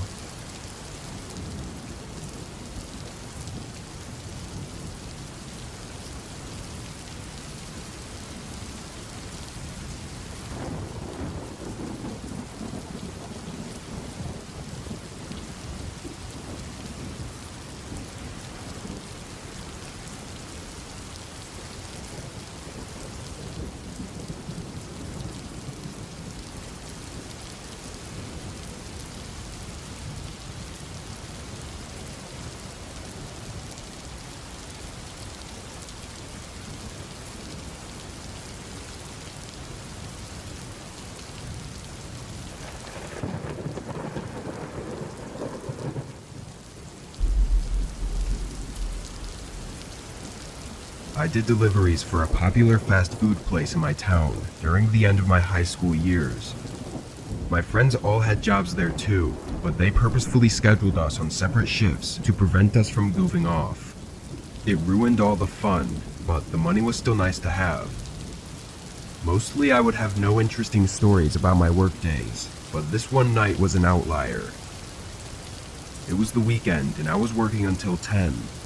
The orders were coming in steady, so I was doing deliveries one after the other. I was going in, grabbing the bag, driving to the house, and repeating that process non-stop. I think it was around 9 when I got this order, but I can't say for sure because I was kind of mindlessly running the deliveries at this point. I got the bag and pulled up the GPS location for the address, then started driving. Halfway through the drive, I realized this was taking me in a different direction than usual. I'd been this way before, but there weren't a ton of houses over here, so most orders would be in the other direction. I drove, not thinking too much of it, until I saw on the GPS that I was 1 minute away. Looking around, I didn't know a single place I could be 1 minute away from. There was nothing but trees and the road. No houses or shops, Literally nothing. Regardless, I drove until the GPS said I'd arrived, which was just a quarter mile further down. I pulled off to the side and did one quick look around, just in case I was missing something. Then I called the customer. The phone rang for a while before they finally picked up. Hey, I drove to the address you put in, but it doesn't seem to be right. Can you please confirm the address?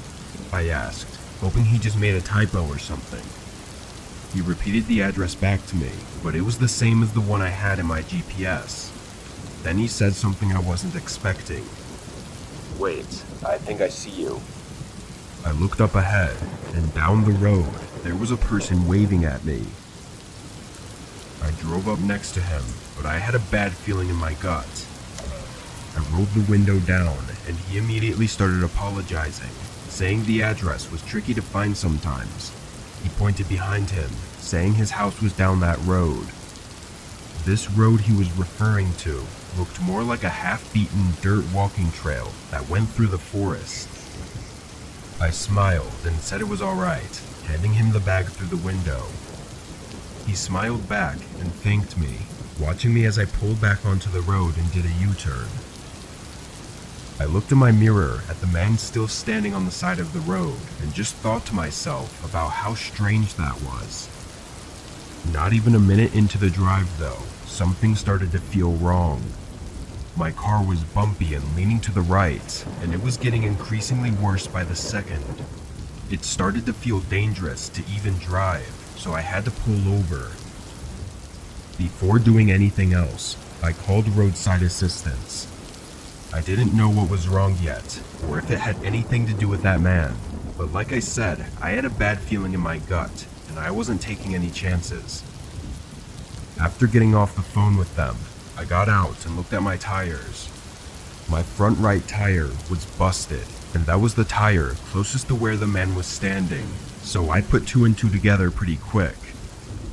I looked back down the road where I came, and in the distance, I saw a figure walking toward me.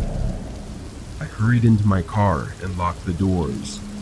He approached slowly, probably knowing the exact situation I was in.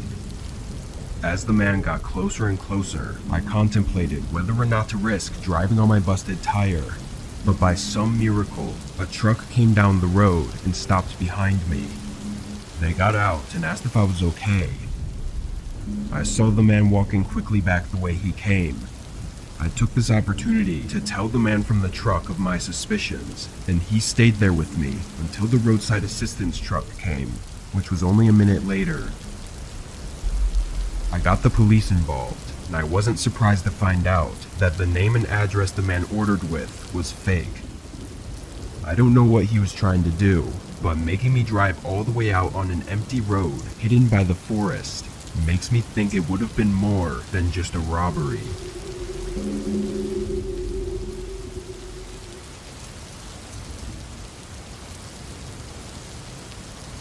When I was 17, I worked at my mom and dad's local restaurant. We were never a busy place, but it was enough to get us by. I ran the cash register and occasionally would help out waiting tables and cleaning.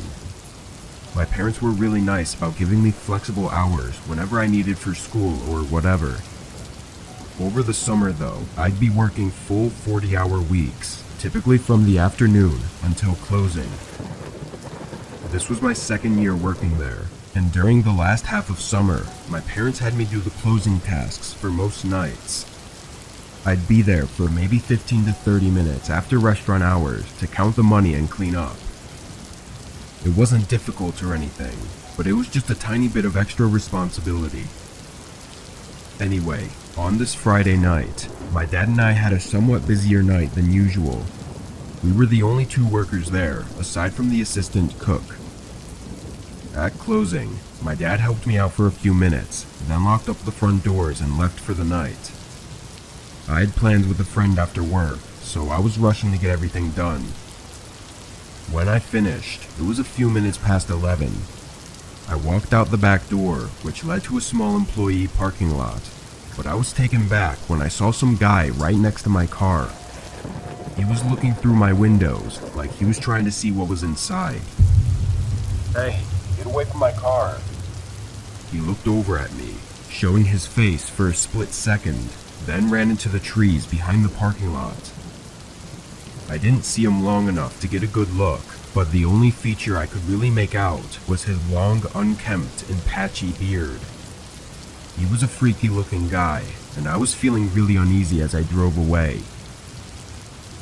A couple days passed, and on this night, it was just me and the assistant cook working the closing shift. It was a weekday, so it was slow, but just 20 minutes before closing, a guy walked through the door. He sat at a table without saying anything. Now, this was one of those restaurants where you go up to the register first to order, then sit down, so this was kind of weird. I waited for a few minutes until I walked up to his table and asked if he liked to order anything before we closed. It was then that I saw his long, patchy beard and recognized him as the guy from the other night. I was so caught up in my thoughts I didn't hear his response. I tried to tell him to leave, but I stuttered, and it came out with zero confidence and assertiveness. He looked me in the eyes and asked for a dark roast coffee, completely ignoring what I said. I turned around and put the order in. I thought maybe this was all a misunderstanding somehow, but I'm pretty sure that was just me lying to myself to make me feel less scared of him. He sat at the table, staring ahead until his coffee was ready. I walked it over to him and reminded him that the place closed in 10 minutes, so he'd have to leave soon. Of course, he didn't respond, so I walked away. I went up to the assistant cook, who I never really talked to before, and told him about this guy and my uneasy feelings I got from him. He patted me on the shoulder and said to get started on cleaning for him. Then he went to the front. I watched from over the counter as he nicely told the guy to leave. The man got up and made brief eye contact with me from across the restaurant, then turned around and walked to the door.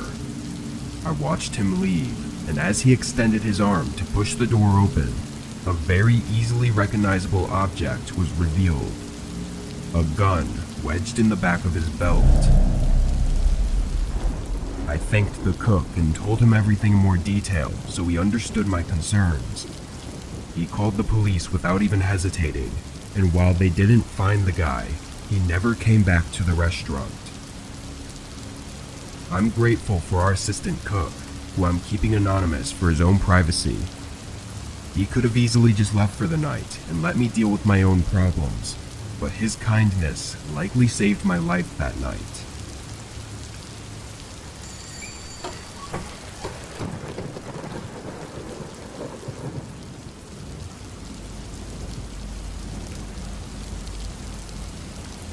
Last year, I started a new job at a grocery store, doing overnight stocking.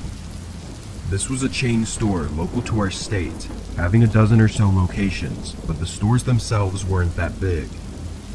Most nights, we'd have a team of 2 or 3 stockers to get the store ready to go for the next day. I'd worked at a few stores before this, so I wasn't new to the whole overnight stocking gig by any means. On this night, I got into work at 10, but was met with the unfortunate news that one of the guys called off, so it was just going to be me and my manager, Eerie, for the night. Eerie was cool, but he didn't talk much, so it always made for a boring shift. But an hour in, I was working in the chip aisle when Eerie suddenly came to the front of the aisle, looking at me with a concerned face. Everything okay? I asked, pulling my earbuds out. He was breathing heavily and asked me if I saw anyone in the store. I said no, and he told me that he thought he saw someone walk past his aisle a minute ago, but when he went to see, there was no one there. I could tell he was nervous, but he tried to blow it off and went back to work. Once he left, I thought about how that was the most I'd ever talked to him, which made me think maybe he did actually see something. I paid more attention, but the next 3 hours were eventless, and it all kind of faded from my thoughts. We both stocked separate aisles and didn't see each other at all. Around 2 a.m., I had completed all of the work he'd given me for the night, so I went to ask him what to do next. I walked past each aisle until I reached the end of the store, then went back down and double-checked every aisle, but he wasn't there. I looked in the back warehouse and in the office too, but couldn't find him. I thought he had to be in the bathroom or taking a break in his car, so I found some work to keep me busy for 15 minutes, then walked around the whole store again, searching for him. All I found was his cart in an aisle. It was the cart I saw him with at the very beginning of our shift, and it looked like he'd stocked half of the boxes, but never got to the rest. Once I saw that, I started getting nervous. I went out the front doors and scanned the parking lot for any signs of him. His car was in the far back near mine, but it was empty. I even checked the sides of the building to see if he was taking a smoke break. It had been nearly 4 hours since I'd last seen him, and I eventually got so worried that I called the police. Police had to contact the store director to get the code to the CCTV cameras, then they replayed the night. I told them about the time he came up to me to ask about the person he'd seen, and when we rewinded it from there, we saw someone walking through the store. They were being careful, hiding and not making any noise, but Eerie was right. Someone else was there. We watched more, and around 30 minutes after Eerie talked to me, this unknown man came up behind him and held Eerie at gunpoint. It was really disturbing to watch, and knowing I was just a few aisles away with no clue made me feel sick. The man forced Eerie to walk, most likely threatening him to be quiet.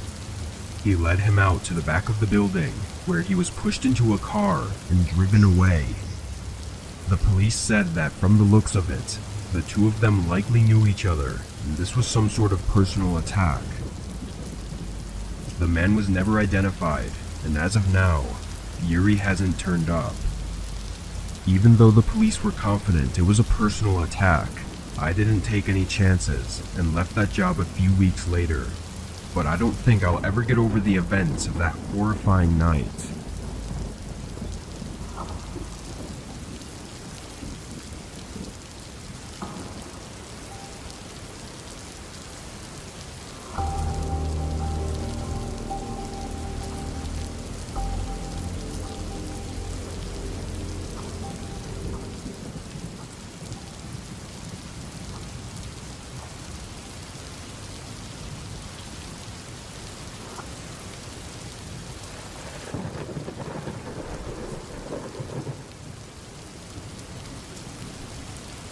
I got a job in my 20s as a storage worker in a local warehouse.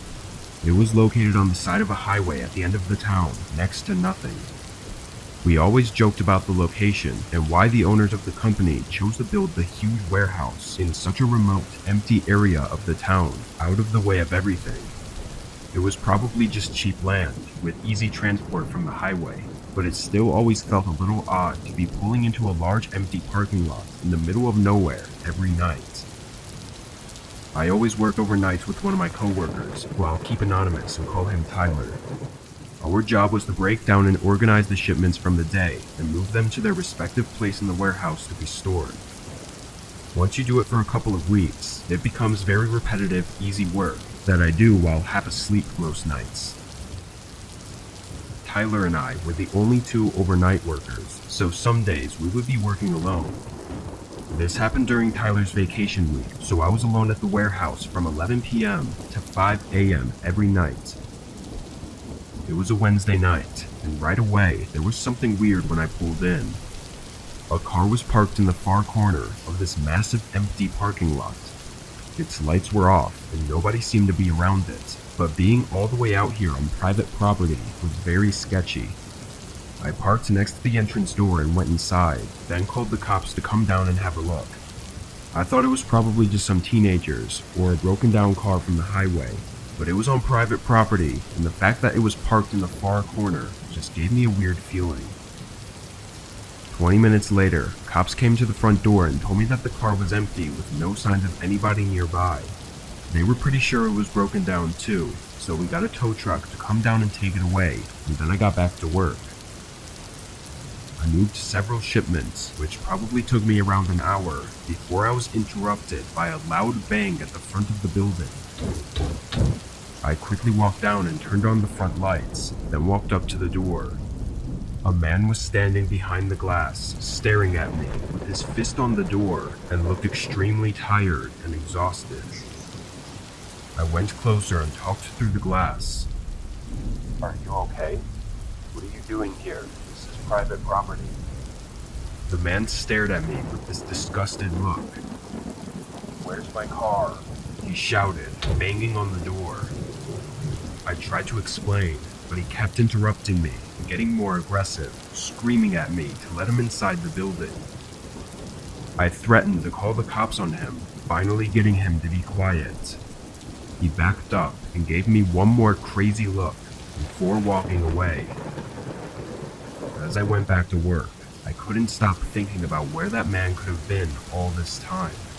I thought maybe he went to a gas station to get a canister for his car, but there's no way he could have walked all the way there and back. And if he got a ride, then he would have been back before the car got towed. I really just couldn't think of anywhere the man could have been that would make sense. Only a few minutes into working again, another bang came from the front door. I was both frustrated and scared, but when I looked through the glass, I was not expecting to see the same cops that were here earlier. They said they got a call from the tow company about some concerning things on the outside of the trunk that I guess nobody noticed beforehand. They questioned me about everything I saw, and I told them about the man who'd come by looking for his car. They left soon after that, and I didn't get any real updates until later in the week, when the cops came back with search dogs to search the forest around the warehouse. Supposedly, they found dried blood on the back of the bumper, and once they got a warrant to search it, they found even more blood inside of the trunk. They believe the man may have possibly come out to bury a body in the forest near the warehouse, but to my knowledge, they never found any significant evidence. However, the man never went to claim his car from the tow company, and he never showed up again. He just disappeared. It's really unnerving to know how close I was to a possible murderer. For the last couple years working at the warehouse, I'd get really creeped out when working nights alone. I know it wasn't likely, but it would always be in the back of my mind that the man might come back and try to make me pay for what I did.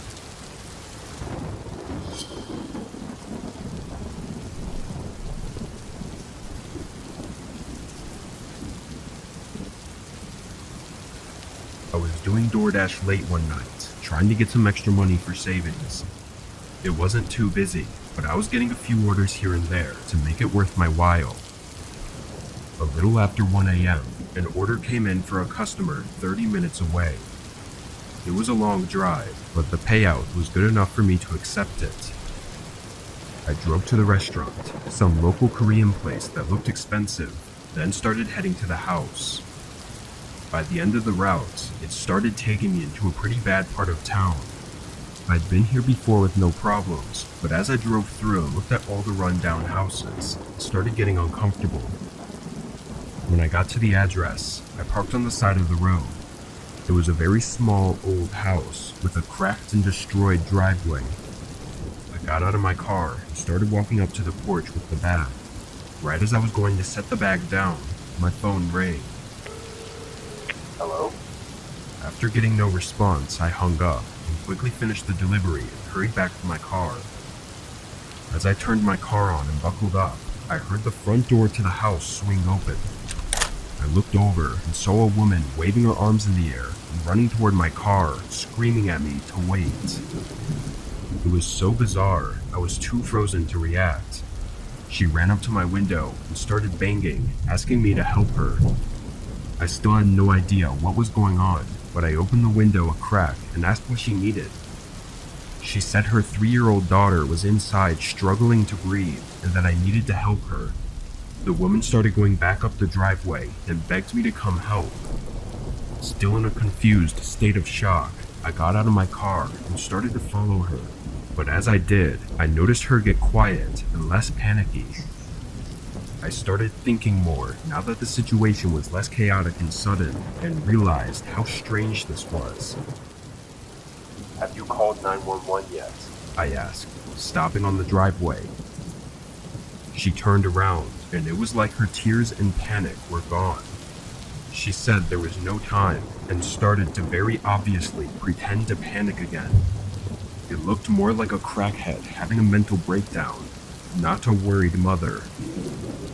I immediately ran back to my car as she continued screaming, and even ran back down the driveway to the passenger door and started trying to open it. I turned the car back on and reversed as she tried to run in front of my car to come to my side. Once I was clear, I put it in drive and went around her, and in that second that I passed the house again, I saw a large figure standing in the upstairs window, watching the whole thing.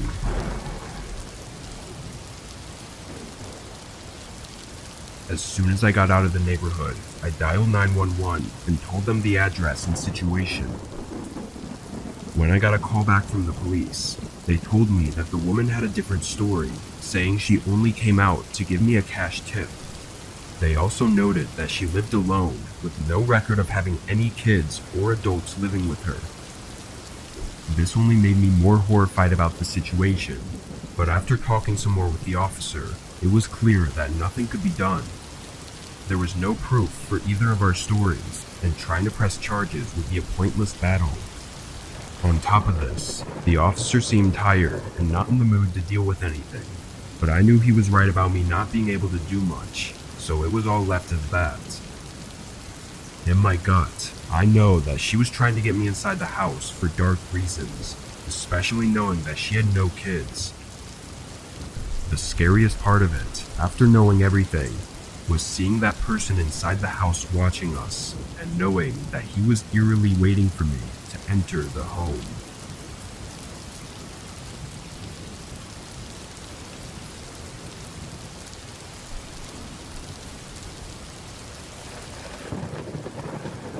I worked at a 24/7 fast food restaurant a few years back when I was in college.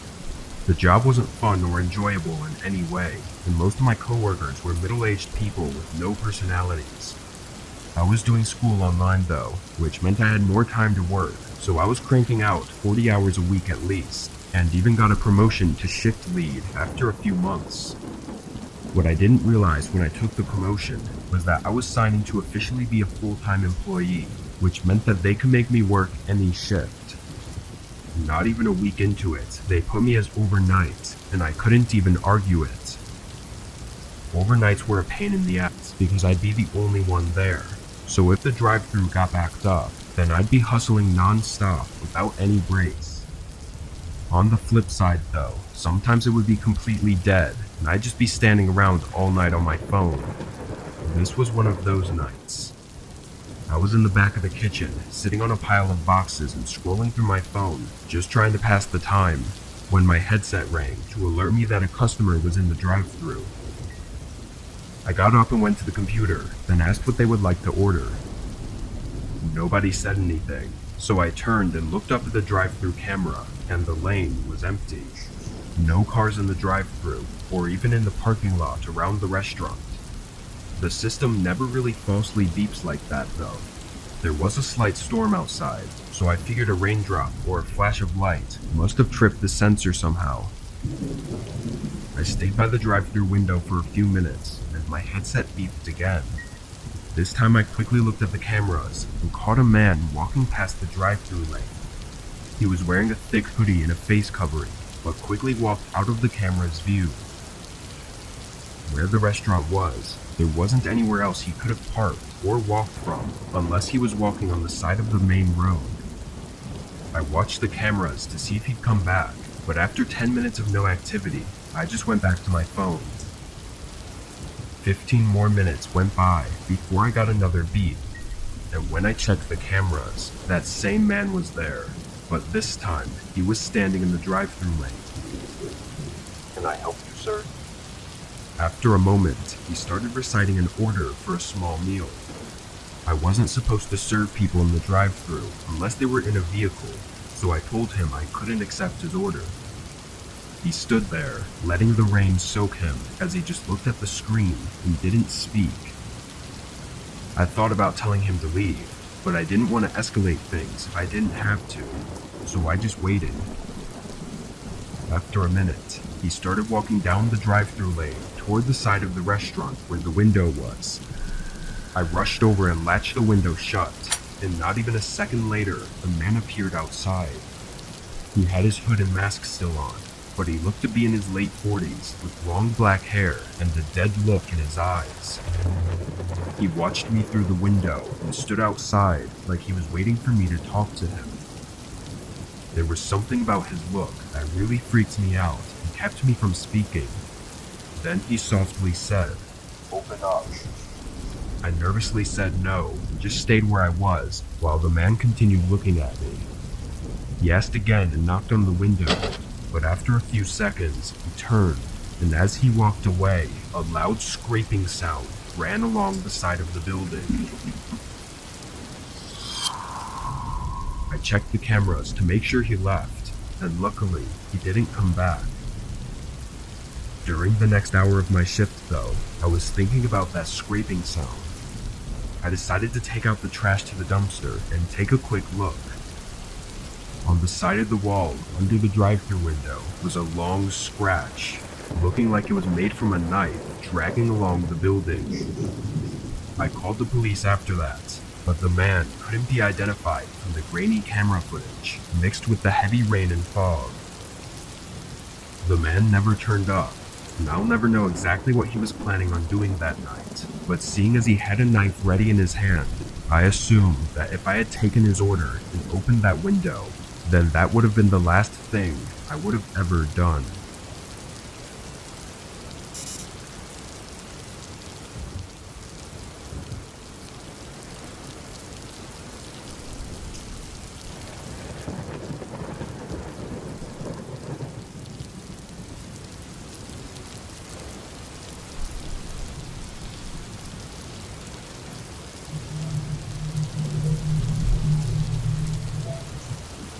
I'm a 24-year-old male and was an Uber and Lyft driver for a couple years while I studied at college. I was lucky enough to own a fairly new car with great gas mileage, so driving people around was no big deal, and I always saw it as easy money. I've never been the most talkative guy though, so I usually just say hello when they get in and leave out all the awkward small talk. Most of the customers I get were other college students who needed a ride back to the dorms or out to a house party or something. Due to my school schedule though, I'd mainly work between 6 p.m. and 2 a.m. depending on the day. This night, I'd started at 8, driving around 10 to 15 customers before eventually picking up a guy around 11 p.m. On the app, it showed his pickup location on the side of a small neighborhood road. This wasn't all that unusual, but when I pulled up to his location, I didn't see him anywhere. It was dark though, and the roads weren't very well lit. I pulled off to the side and put the car in park. Looking around, all I could see was a gate up ahead, blocking off the neighborhood from regular traffic, so I couldn't go any further anyway. I decided to try calling the guy since I didn't know what else to do, but after a couple rings, he declined it. Almost a second later though, the back door opens and a man gets in. I had no idea where he could have even come from, but I obviously assumed that I must have just missed him somehow. "Hey, are you Tom?" I asked, making sure it was my customer. He replied yeah quietly, so I shifted into drive and made a 3-point turn to get out of the neighborhood. I wouldn't say I'm the most cautious Uber driver at night, but I definitely pay attention to make sure I don't get stuck in a bad situation. So occasionally, I'll glance in the mirror to see what they're up to. Doing this, I noticed something was off about the man. He looked like a normal 30-year-old man, but he almost seemed nervous, as he was fidgeting with his hands and staring at the floor. It was pretty weird, and it gave me a bad feeling. He requested a 15-minute drive to a house just outside of my college campus. About halfway through, things started getting much weirder. "Hey, how close are we?" He said it with a somewhat shaky voice, again like he was nervous. I told him we were 8 minutes away. A moment of silence passed before he leaned forward, partially between the front seats. "Is everything okay, sir?"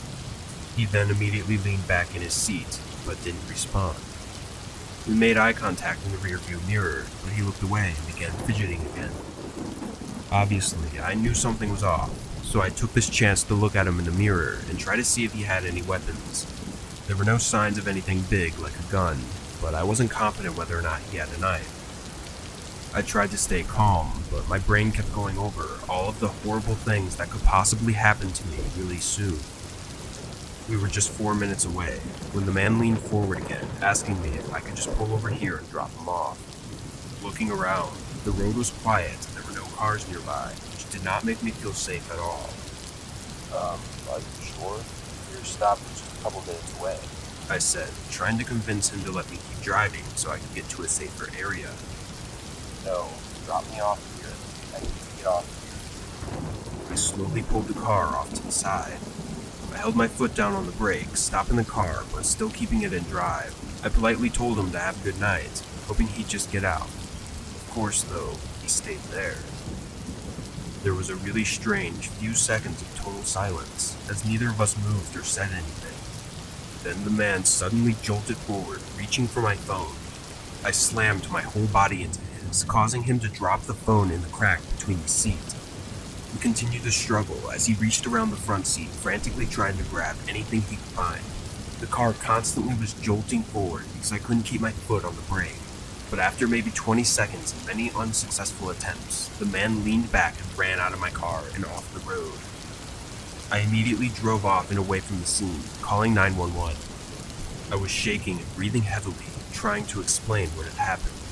Thankfully, they seemed to understand pretty well, though. To sum everything up, it turned out the guy was using his friend's Uber account and was found pretty quickly. I feel really lucky to have gotten out of that unharmed, as the guy didn't even bring a weapon. From what I know, he didn't have a history of violence or anything, so I guess that explains why he was nervous and unprepared. It almost seemed like he didn't even want to do it.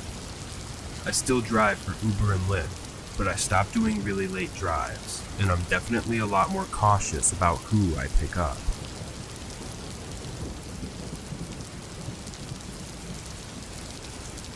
I'm a mover and truck driver for a large company that helps families move across the country.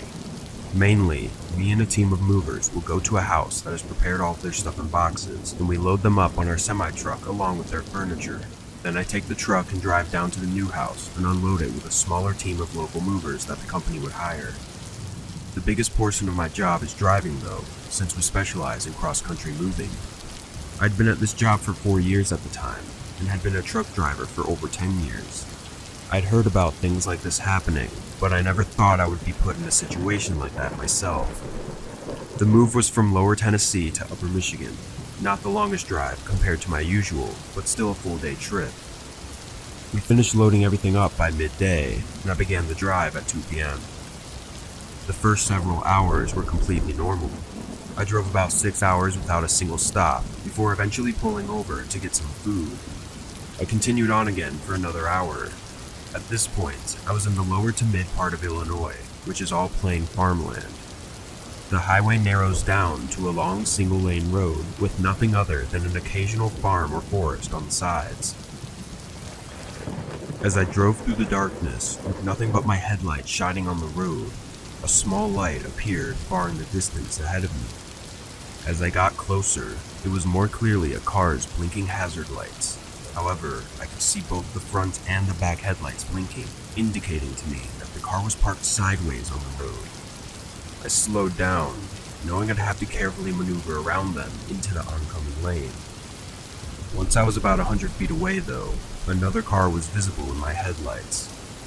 It was parked with its front almost touching the other, but all of its lights were completely off, explaining why it wasn't visible at a distance. Together, the two cars completely blocked both sides of the road. I stopped my truck about 20 feet away, leaving it on as I looked at the situation. Initially, I thought maybe they had an accident, but I couldn't see any damage to either car, and they both seemed to be parked almost perfectly. Of course, I started getting nervous at the possibility of a surprise attack, so I grabbed my small pistol that I kept holstered in the center console. It did make me feel safer, but I'd never had to use it before, and if there was a group of people planning an attack, they were almost sure to be armed as well. What really confused me, though, was the fact that the hazard lights of one of the cars was on. It seemed like that would give away the fact that there was a roadblock, and just didn't make sense to me. I stayed in the truck and looked all around the scene and the side of the road for any signs of someone being there, but there was no one. There wasn't really any way to turn the truck around, and even if there was, the nearest detour was miles back. It would add several hours to the drive. It just wasn't an option. I sat there for probably 5 minutes, nervously swiveling my head around, expecting someone to come out at any second. But after not even the slightest of noises or movement, I decided to check on the cars. I was absolutely terrified, though, and even flicked the safety off of my gun before leaving the truck. Once I got out, I stood right by the open door for a whole minute, hoping I'd be able to jump back inside if someone decided to jump me early. But then I slowly made my way towards the small car with the hazards on. The headlights from my truck shined through the whole inside of the car, and there was nothing unusual. It was actually really clean inside. I tested the door handle, and it was unlocked. It made me really uncomfortable that someone would leave their car unlocked in the middle of a road like this, but inside I noticed the car was in neutral. I looked towards the back of the car, and there was nothing but a flat field of grass. So after glancing around the area one more time, I went to the front of the car and began pushing. It only took a few seconds for it to start moving, and once it did, it continued down fairly easily. The front of the car was still slightly on the road, but there was still enough space between the two cars for my truck to fit through. But as I started walking back to my truck, I heard a loud voice yell in the distance. I turned around and could see a figure down the road sprinting towards me. I ran straight for the truck and got inside. In the headlights now were 2 more men, running alongside him with something in their hands. By the time I got the truck to start moving, they were already right by the 2 cars, still sprinting towards me. I lined it up to go between the cars and ducked my head down slightly as I drove past them, just in case they started shooting. Thankfully, I was able to make it out unharmed and got a good distance away without any signs of them following. I tried calling the police soon after, but had no signal until 30 minutes later when I got closer to a small town. I told them about it and said I wasn't sure if they needed help or if it was a trap, but that it felt really unsettling. There's a chance that I just pushed an innocent person's car off the road who needed help, but it all seemed too well situated for that to be the case. I just don't understand why they were all so far up the road if they were planning an attack, but whatever the reason was, it might have saved me from something horrible.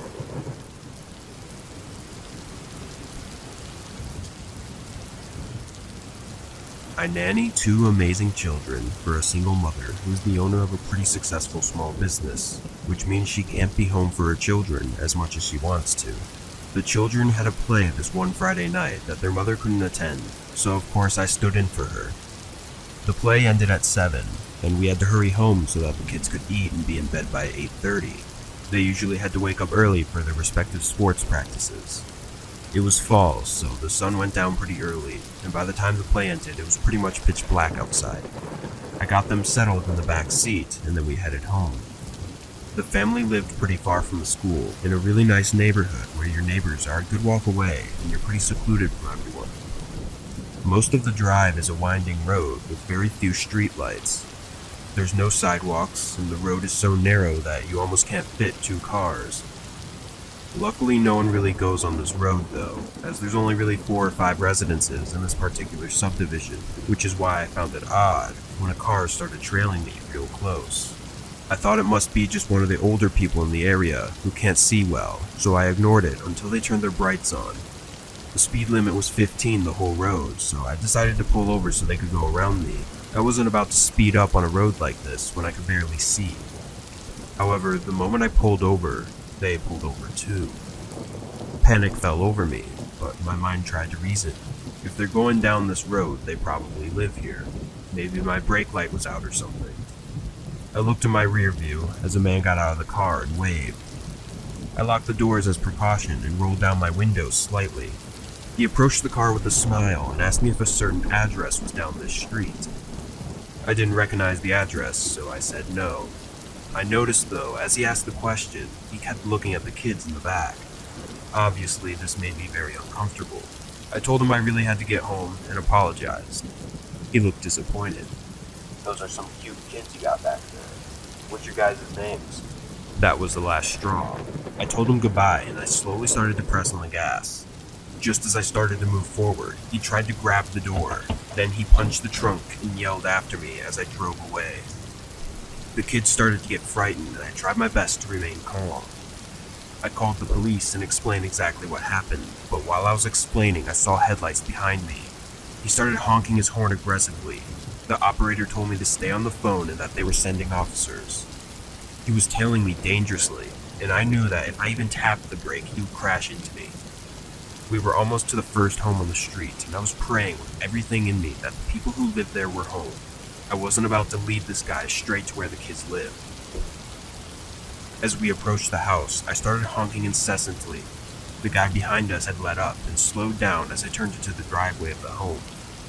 I saw an older lady look out her window and a wave of relief came over me. The lady and her husband came out and I explained everything, and just a few minutes later I heard police sirens in the distance. They took my report there and escorted me and the kids back to the house. Their mother showed up about an hour later, and after I told her everything, she asked me what he looked like.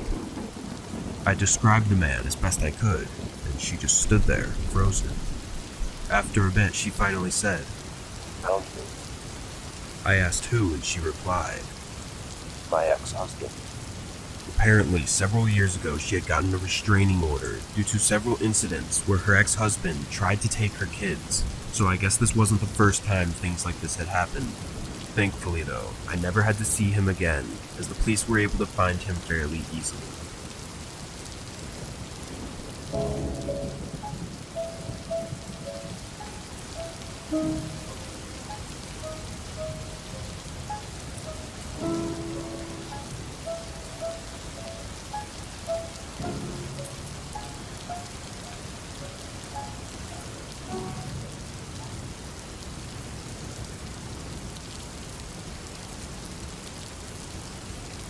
I was pretty young when this happened. I think 16 or 17. It was at my first job, which was just some trashy pizza place.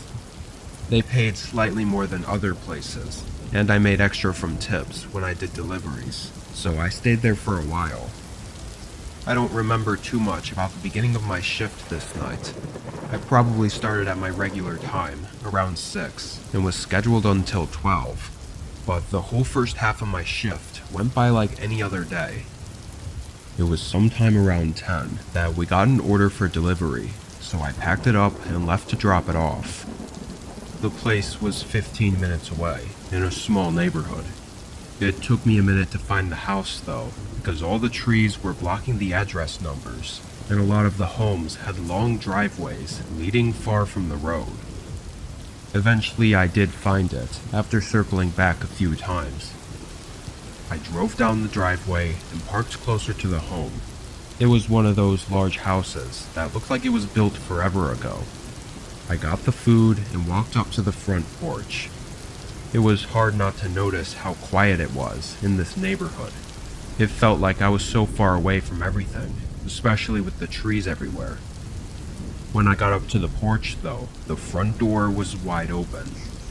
I'd seen a lot of people leave their doors cracked open before, but the way this one was fully open was a little bit excessive. Anyway, I walked over and knelt down to set the food inside the house, when a voice called out, "Hey, would you mind bringing the pizza in here? I'm just setting up the table." It was a man's voice, but they sounded friendly. I knew it was frowned on to enter someone's home while delivering, but honestly, it was a fairly normal request, and usually didn't take more than a few extra seconds, and typically secured a good tip. I stepped inside and walked down the hallway into the kitchen. I set the box on the table, but nobody else was in there. I'd just heard his voice only moments ago, and I never heard him walk anywhere else. I also noticed the house was extremely quiet, like no other sounds at all. I felt a shiver run through me, and as I decided to leave, his voice called out again, "Can you bring it in here, please?" His voice came from the other hallway connecting to the kitchen. There was a single door that was open, but whatever room was behind it was dark. There was no light on. It also sounded like his voice came from right behind the doorway, like he was standing just out of sight. After a few seconds, I turned around and fast walked back out the front door. I got in my car and drove back to work, and I never said a word about it.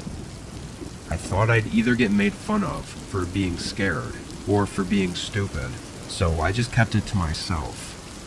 Thinking back on it now though, there was definitely something up with that guy.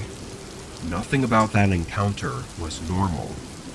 I'm just glad that at least I was smart enough to leave when I did, because there's really no saying what would have happened if I went into that room with him.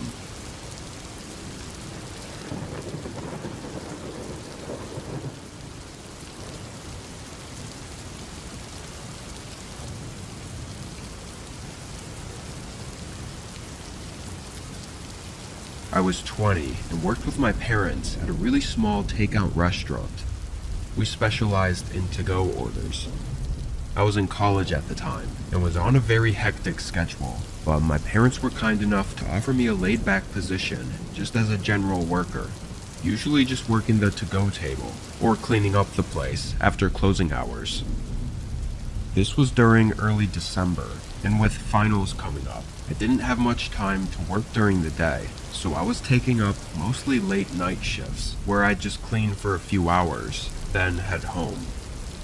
One of the nights I was working, I noticed around an hour into my shift that a car was parked in the parking lot. The way our restaurant was laid out, it was a standalone shop with a tiny parking lot in front of it, so there was no crossover between other stores or businesses. I thought whoever parked there probably just didn't think anyone would care. And they were right, because I really didn't care. 20 or so minutes later, they left. However, the next night, around the same time, the car pulled into the parking lot again. The first time it was fine, because I thought it was just a one-time thing, but coming back again was strange. I walked up to the front of the building and looked out. It was an older gray sedan with dark windows. They didn't seem to be trying to hide or anything, because they were facing right at the building, and they kept their headlights on. I double-checked that the doors were locked before getting back to cleaning. It was hard not to feel like they were watching me through the giant glass front windows, but just like last time, they left not too long after. I finished up my work and clocked out an hour later.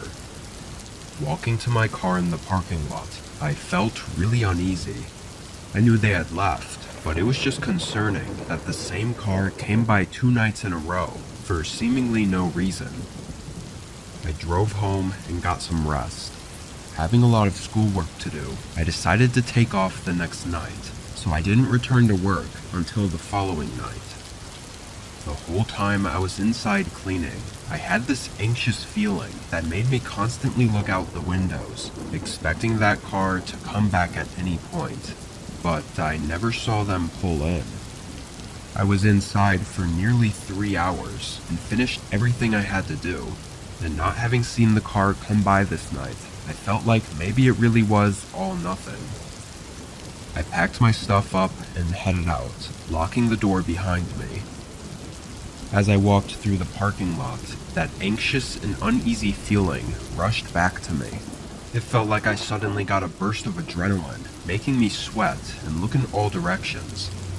Then, as I was halfway across and standing out in the open, my eyes spotted a car sitting in the far back of the parking lot, away from all the street lamps that lit up the area. Within seconds, it started moving, quickly driving toward me. I sprinted to my car, but I could hear their tires skidding on the pavement as they sped up right beside me and slammed on the brakes. I stumbled forward, thinking they were about to hit me. I was only a few feet away from my car at this point, and suddenly the doors of their car swung open. I didn't even turn my head to look, having my focus completely on getting into my car. Footsteps rushed behind me just as I opened my car and got in. Through the windows, I saw 3 men wearing masks and hoodies sprinting up to me. My hands were shaking as I tried to get my car to turn on. The men started banging on the windows and trying to get the doors open, but I barely got it in drive and drove past them. I got out of the parking lot and onto the road, and from there I was safe. I called 911 and pulled into a well-lit gas station nearby to wait for them. Unfortunately, the outside of our shop didn't have any cameras, so the information the police had to go off of was minimal. I couldn't even see any of the men's faces. After that night, it's no surprise that I never saw the car or the men again.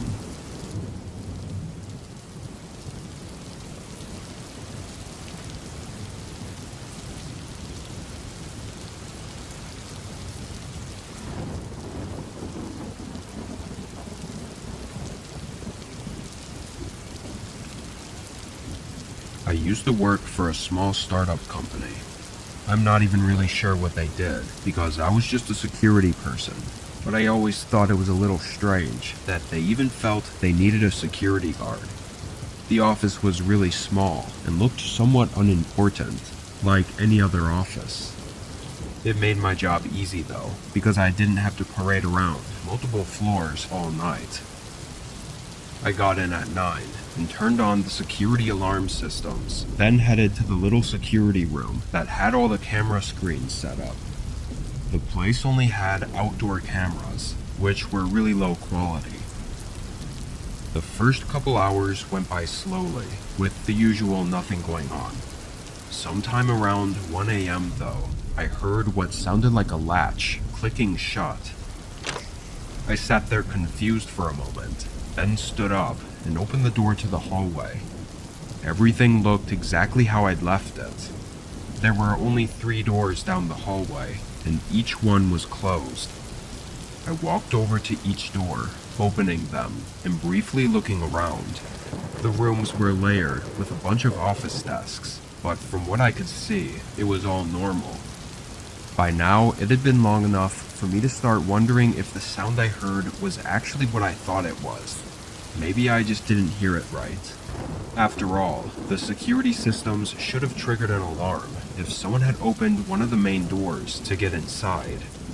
So I went back to the room, this time leaving the door open to the hallway, so if I heard it again, it'd be more clear. Then I sat back and continued monitoring the cameras. I checked the footage from the previous few minutes, just to see if I missed anything, but I didn't see anything at all. No movement outside the building. Another 20 minutes passed. I think by then, I pretty much came to terms that whatever I heard was nothing, as I was back to not paying as much attention. Then, a sound echoed down the hallway. It was faint. A door opening slowly.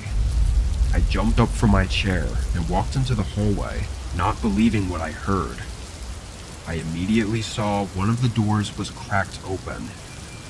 Knowing that none of the alarms went off and nothing had showed up on the cameras, I was extremely confused. I was sure that nobody could be in here. I crept over and opened the door a little further, revealing the dark office room.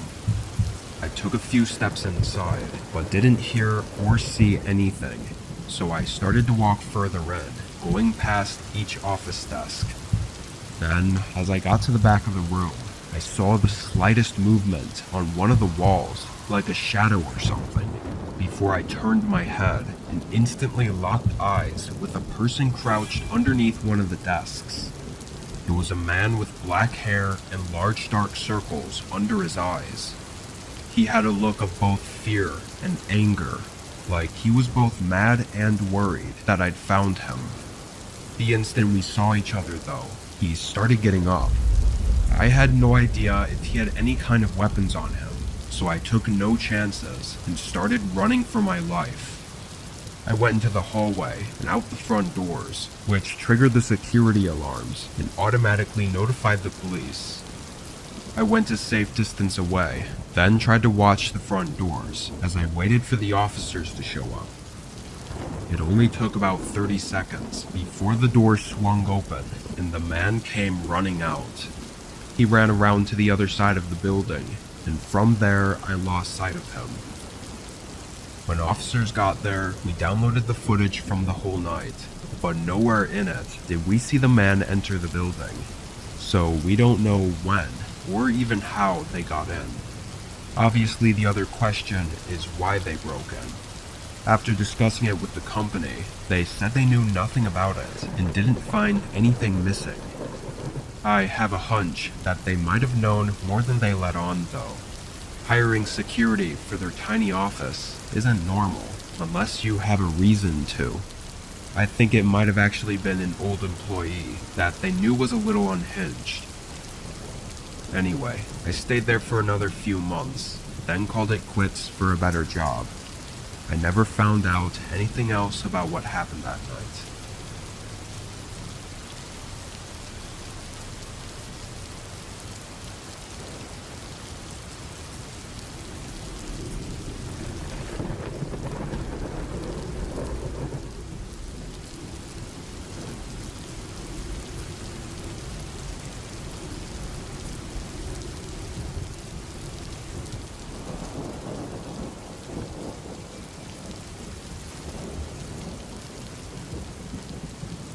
I was on a road trip coming back from my vacation.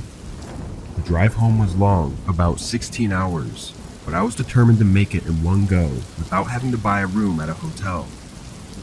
As the sun started to set though, my eyes were getting really heavy. I forced myself to stay awake by snacking on some food I brought with, but that only lasted so long, and I knew I'd eventually need a break. At least just a nap for an hour or something, but maybe even to cut my losses and sleep until morning. The road was empty though. There were no towns or anything in sight that I could stop at. I zoomed out on the map and tried to see what places were coming up, but the only close town was an hour away. I really wasn't sure if I could safely make it there, and after a couple more minutes, I knew I couldn't.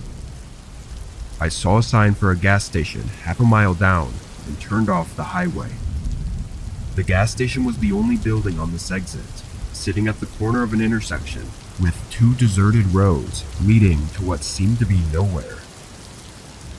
Pulling into the parking lot, I also noticed that the main building had all its lights off.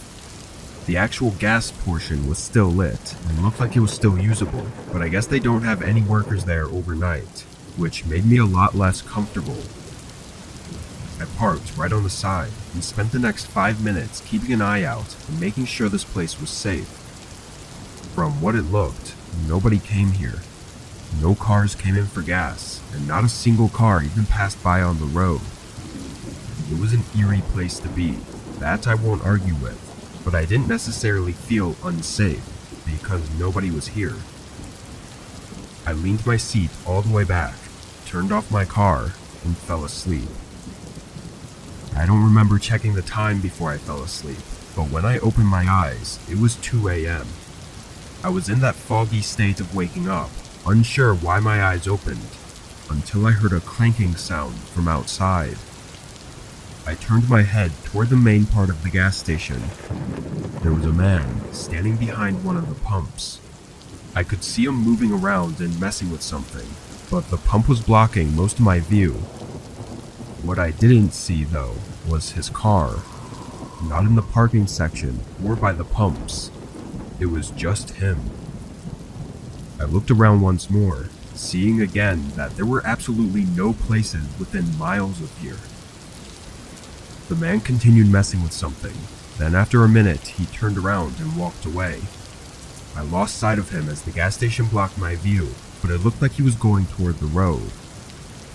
After a few minutes, I assumed he was gone for sure, but I still had no idea what he was even doing. It made me a little bit uneasy, but I was too tired to keep thinking about it. I slowly dozed off, but it wasn't for very long before I shot awake to the sound of something against my car.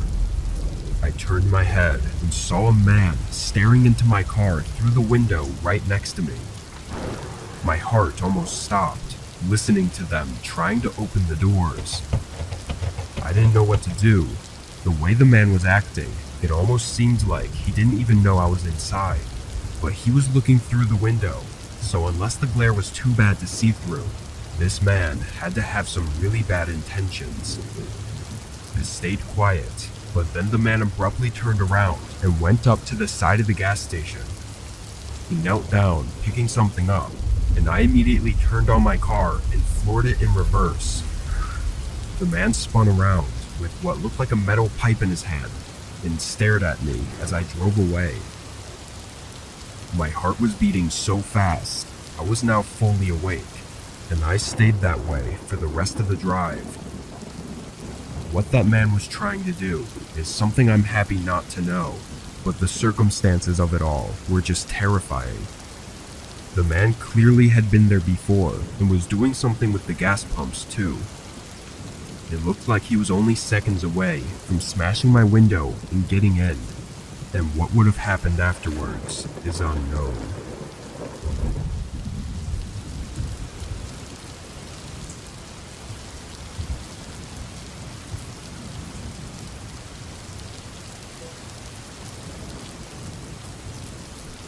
This was on a regular weekday night. I was at home by myself, drinking a cup of coffee while staying up late in my room to get some work done. I had a tight deadline, and working late this night would make the rest of the week a lot easier on me. I was on my laptop at my desk, really focused and slightly tired, but my focus was broken when I heard a thump downstairs. I looked over at the doorway to my room where the sound echoed from, but remembered that it was raining outside and that the sound was probably just the house creaking in the rain and wind. I continued working, only to be interrupted again a moment later by another thump. I got up and walked to the bottom of the steps. All the lights were off, but I waited for the sound to come again so I could try and locate where it was, just to make sure it wasn't anything serious. I was still tired and had no reason to believe this was anything other than the house making sounds, and after a minute of waiting, I went back upstairs. Waiting around for something that was likely nothing was just a waste of my time, which I wanted to be spending on work so that I could get to bed. I went back to my laptop and worked for another hour and a half, not hearing any more sounds from downstairs, aside from a few small creaks every once in a while. It was close to 1 a.m., and I was just finishing up what I needed to get done for the night, when another thump echoed through the house. This one was much louder and sounded like it came from the bottom of the steps. I got up and rushed over to the stairs, a little more concerned now, but nothing was down there. I went down a few steps and looked over the railing, but the house was now just as quiet and empty as ever. The rain was still coming down, but this seemed to be far too loud and frequent than anything rain could be causing. After waiting again though, I got impatient and went back to my room. I had no idea what was going on, but I still couldn't see how it could be anything more than the house creaking. I sat back down at my desk, and it was almost right away that another thump rang through the house, this time sounding from right in the hall outside my room. I looked over at the half-open doorway, and not even a second later, a figure walked past it down the hall. My heart stopped for a moment as I felt a wave of shock run through me. I heard them walk into one of the spare bedrooms, and figuring they had to know I was home already, I ran up to my door and locked it shut. The footsteps stopped instantly, then began quickly going back into the hallway and right up to my door. I backed up and tried to find anything to use as a weapon. In this moment, I probably could have called 911, but I think I was too worried of something happening before they would have time to arrive. I picked up a pair of scissors from my desk as the man banged on the other side of the door. He then started what I think was kicking it, because it sounded as if the door could snap out of the frame at any second. But then he stopped. I heard heavy breathing from against the door, then footsteps going down the stairs. I got my phone from my desk and called 911 as their steps started making their way through the downstairs hallways. A door closed, I think it was the back door, and then the house was silent. Police actually came really quick, getting to my house in just 2 or 3 minutes. And I almost had another scare when I heard footsteps sprinting out of the house. I think by closing the door, he was trying to trick me into thinking he left, which kind of worked, but I was still too scared to go downstairs without the police being there. Anyway, I ran out and got the police, but whoever that man was had already run off, and even with more cars patrolling the neighborhood, they never found him. There's so many questions to it that will haunt me for the rest of my life probably, especially since he's out there right now and could be stalking me or waiting for another time to break in. His intent is not clear, but the investigators seem to think he had broken into the house in the morning, possibly while I was out of the house. It's likely he was waiting for me to go to sleep before doing whatever it was he planned, but if he had been hiding for several hours, I don't think it would have been just to steal a few things.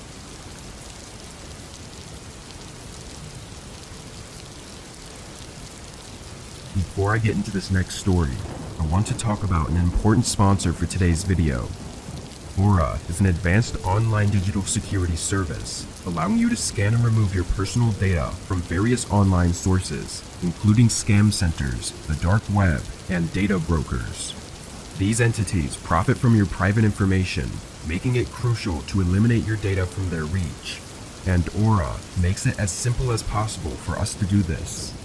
With their free trial, I was registered in minutes and had Aura scan and remove my data with just a few clicks. They notified me about dozens of places all across the internet where they found my personal data, like my full name, phone number, and address. And without Aura, I never would have known. Afterwards, Aura continuously monitors my data, instantly notifying me of any issues that arise and enabling swift resolution. They also include a feature to encrypt your home's Wi-Fi, ensuring the security of all your connected devices. In today's world, personal identity and data theft are unfortunately widespread, affecting a significant number of US citizens, with millions falling victim each year, resulting in huge financial losses. With Aura, you can have the utmost confidence in your security and prevention measures. For a completely free 14-day trial, visit aura.com/whispered or scan the provided QR code. During this trial, you can discover if your personal data has been compromised, remove your data from multiple prominent platforms, and securely monitor your personal identity. I highly recommend using this free trial to see if your data has been stolen and to keep your identity secure. Thanks again to Aura for sponsoring this video and keeping our personal data secure.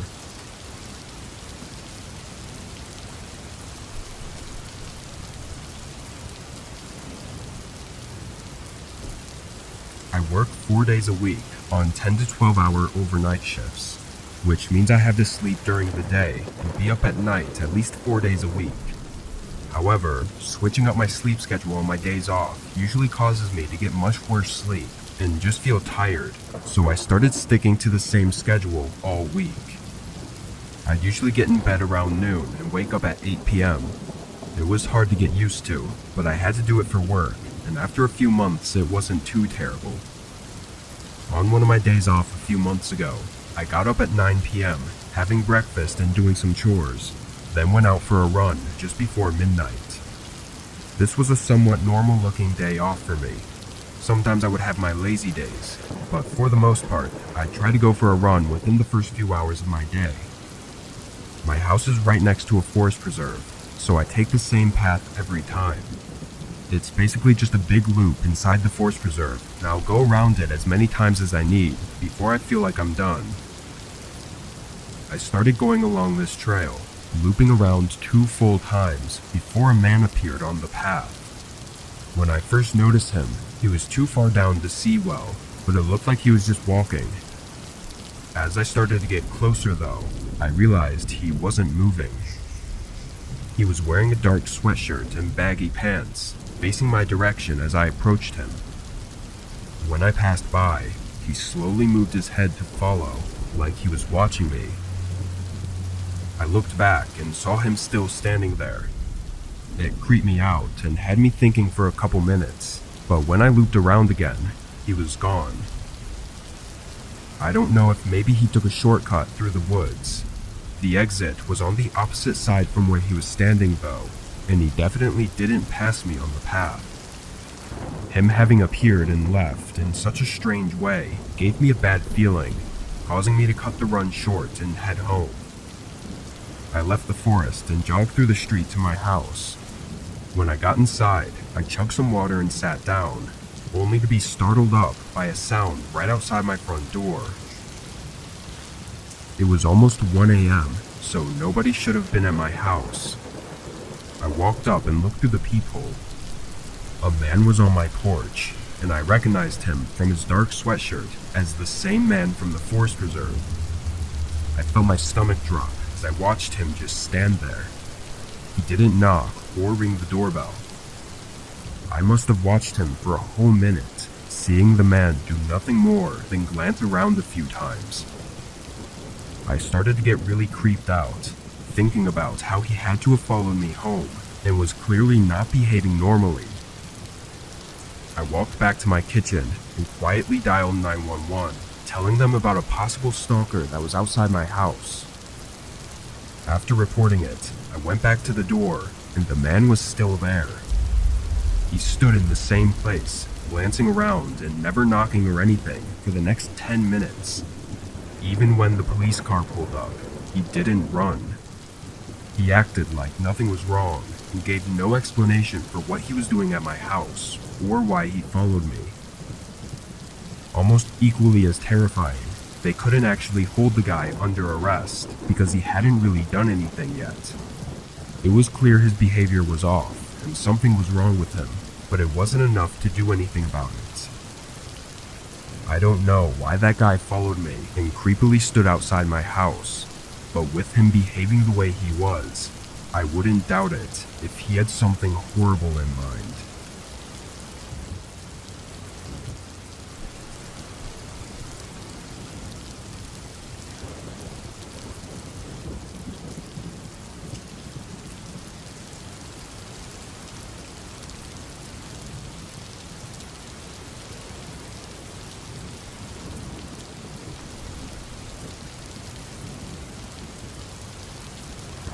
It was a Friday night, back in 2018.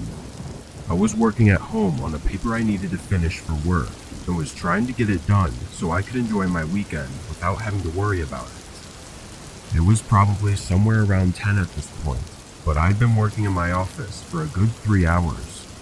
This was after a full day already too, so I was getting pretty exhausted. I kept finding myself getting distracted or losing focus. So I paused what I was doing and stood up to stretch my legs and try to wake myself up. I paced around the room a bit, but as I passed by the wall opposite of my desk, I noticed something move in the window. I stopped and did a double take, looking out the window again. I was on the second story of my house, but the window has a view of the front portion of the property by the garage and porch. At first, I didn't see anything and thought my mind was playing tricks on me, but then I saw a bit of movement again. It was a shadow hovering over the sidewalk leading up to the porch. Someone was standing outside the front door, or at least that's what it looked like from the shadow. After looking out the window for a couple minutes and seeing the shadow barely move, I left my office and went downstairs. I leaned on the front door and looked out the peephole. There was a man, looking about 40 years old and bald, with a scruffy gray beard. I watched for a moment. He never knocked or rang the doorbell, or made any noise at all. He just stood there. What started freaking me out more was that I didn't know how long he'd been there for, since I was working and never noticed him until just a couple minutes ago. Wanting some answers to why the man was here, I opened the door. Immediately, I was taken aback because the man didn't even flinch. His face stayed the same, being cold and lacking emotion. What are you doing here? I said in a stern tone. The man continued to look at me, but didn't answer. Then his eyes moved past me and looked down the hallway in my home. I moved the door further in toward my body to hide the view. I don't know why you're here, but you need to leave. I said, closing the door firmly. His strange behavior was both creepy and aggravating. Him ignoring me and just standing there made me really frustrated. But then I heard his footsteps begin walking off the porch and away from the house. I sighed in relief and checked to be sure he'd gone away, then went back up to my office. Trying to forget about the man and focus back on my work, I continued where I left off. About 5 minutes later, and just as I was beginning to really start working, a sudden knock echoed through the house. It was from the front door, but the knocks were loud, like someone banging on the door with their whole fist. Irritated, I got up and quickly ran down to the front door, swinging it open aggressively with the intent to yell at the man. But when I saw him, I quickly changed my mind. Something about the look in his eyes and the way he was standing instantly shifted my anger into fear. I looked down at his hands, seeing him holding something to his side, like he was trying to conceal it from me. All I could make out was the top of a small handle, resembling that of a knife. I looked back up at him, only to see his whole body jolt toward me. I jumped back and slammed the door shut, and fought to lock it, as the man was trying to turn the handle from the other side. Once I got the handle and the bolt lock latched, the man started banging on the door again for several seconds before running away. I stood there with barely any breath in me, feeling my adrenaline still surging through my body. Shakily, I went to the office and called 911. The man was never seen after that, and no real answers to what happened that night were ever found.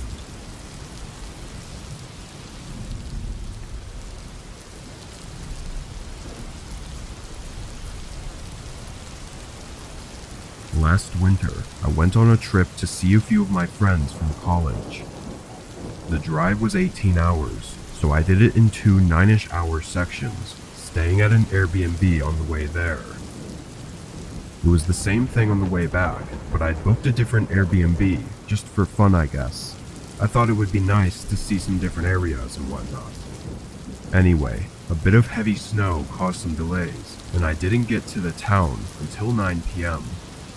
It was a very small area, which I was already aware of because there were pretty much no big towns or cities at the halfway point of the 18-hour drive. The last Airbnb was in a small town as well, but this one was noticeably much smaller. A few stores bordered the road, but all the houses were either on farms or just really far apart. When I got to my Airbnb, it was no different, being pretty far from other houses. However, the outside was somewhat modernized. It clearly had some cabin-style features, but it almost looked out of place compared to all the other houses I could see. I parked on the gravel driveway and went up to the door, putting in the code and going inside the house. I'd seen the pictures of the inside online, and it looked about the same. I went around and checked out all the rooms, then put my things in the bedroom and went out to the couch. As soon as I sat down and picked up the remote, I heard a tapping noise from right behind me. I quickly turned my head, seeing a woman outside the window tapping on the glass. Her hair was unkempt and long, and she had a crazy sort of look in her eyes. Once she got my attention though, she pointed toward the front door and walked away from the window. I got up, still with my heart racing from the unexpectedness of it, and made my way to the door. Knowing it was just some old lady, I didn't exactly feel scared, but I was definitely not feeling safe either. I cracked the door just enough to talk to her. She smiled and said she needed help. I waited for a second for her to explain, but after a moment, I asked what she needed help with. She looked behind her, saying she lost something in the road just outside the house. I looked out, not being able to see anything past the lowly lights of the Airbnb. I'm not really sure I can help with that. I said. Her smile left her face, and then she repeated herself, like the whole thing about her losing something on the road, repeating it almost word for word. Yeah, I know. I don't think I can help. Sorry. I said again, closing the door. I waited for a minute until I could hear her leave. Then I went back to the couch. I wasn't sure if she was just some crazy lady, or if there was something else going on, but it was just a very strange way to be introduced to the town. I relaxed and turned on the TV, watching some shows until 11 when I got in bed. I think I still felt a bit uncomfortable because I found it difficult to fall asleep. All I remember is laying in bed restless for a whole hour, then abruptly waking up sometime in the middle of the night. There was a sound coming from the front of the house. It was quiet, but with the rest of the house being silent, it stood out. My mind immediately went to the lady from earlier as I got up from the bed and nervously walked down the hallway and looked at where I was hearing it from. The front door. I rushed over to stop them, but the door opened just as I got my body against it. I pressed all my weight into the door as whoever was on the other side seemed to do the same. I'm a pretty big guy, so whoever it was out there had to be big too, because for a moment it felt like they might actually overpower me and get the door open, but they gave up after a few seconds of pushing and sprinted down the driveway. I locked the door and ran to the window, trying to get a view of who they were, but they were already past the light. I thought through my options for a second, then ran to grab my things from the bedroom and went out to my car, driving away. I didn't want to be at that house any longer, and I knew police in a small town like that wouldn't be all that helpful. I don't know who was behind that door, but I'm sure they had to have been with the woman from earlier that night. If I had went out to help her, or if I had woken up even a second later, I don't think I would have been seen again after that night.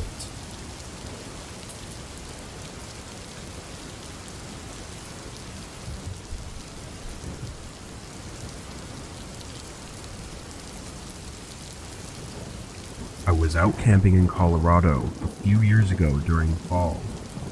This camping trip was an impulse decision, as I just felt like going out for the night and spending it in the calming nature. I had walked down a 2-hour trail that led to the spot I set up at. It wasn't a big campground like all the other places were. This was a small opening at the end of a dirt path that I'd found a couple years back, and nobody else ever seemed to come here. The forest around the opening was really nice too, and over the years I've gotten used to navigating it without getting lost. On this day, just an hour or so before sunset, I set out on a short walk around the area. Going for walks around this time is always the best, being that the woods are calm and the breeze starts to set in. I walked out and around for maybe 20 minutes before I saw something ahead. A man, walking in the woods just like me. He was crossing in front of me about 60 yards out, so pretty far, and he didn't look like he noticed I was there. But what was odd was the way he was walking. He was motioning his hands around and nodding his head, and although I couldn't hear him, I could see his mouth moving like he was talking. I waited to see if maybe someone was following behind him, but no, it was just him talking to himself.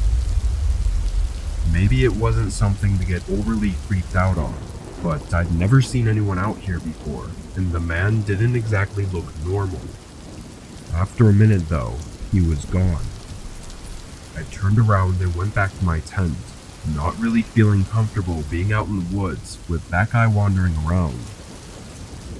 I waited a half hour then got a campfire going as the sun was now set. I had a folded chair I was sitting on, and I mostly just thought to myself for the next hour, not about anything particular, but more in a way to clear my mind. Then, about 2 hours past sunset, I heard something in the distance. I moved away from the crackling fire and toward the trees so I could hear better. It was someone talking, or mumbling, far out in the woods. Even stranger though, I didn't see a flashlight or any source of light. He was walking out there in the pitch black. My stomach dropped, knowing it was extremely unlikely that the man from earlier could have just stumbled upon my campsite by accident. I stayed and listened, hoping that by some chance he didn't know I was here and was just passing by. 30 seconds later, the voice faded out. I wasn't fully convinced this was all just chance though. I covered most of the fire, leaving only a small flame burning so it wouldn't create too much light. Then I waited and listened. The next hour was unnerving to say the least.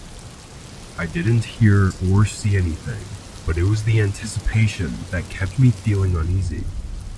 And then, at what had to be 11 p.m. by now, footsteps came rushing from directly in front of my campfire.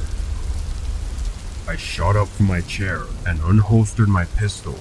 As a man I recognized as the one from earlier ran up to the other side of the fire and stopped just 10 feet from me.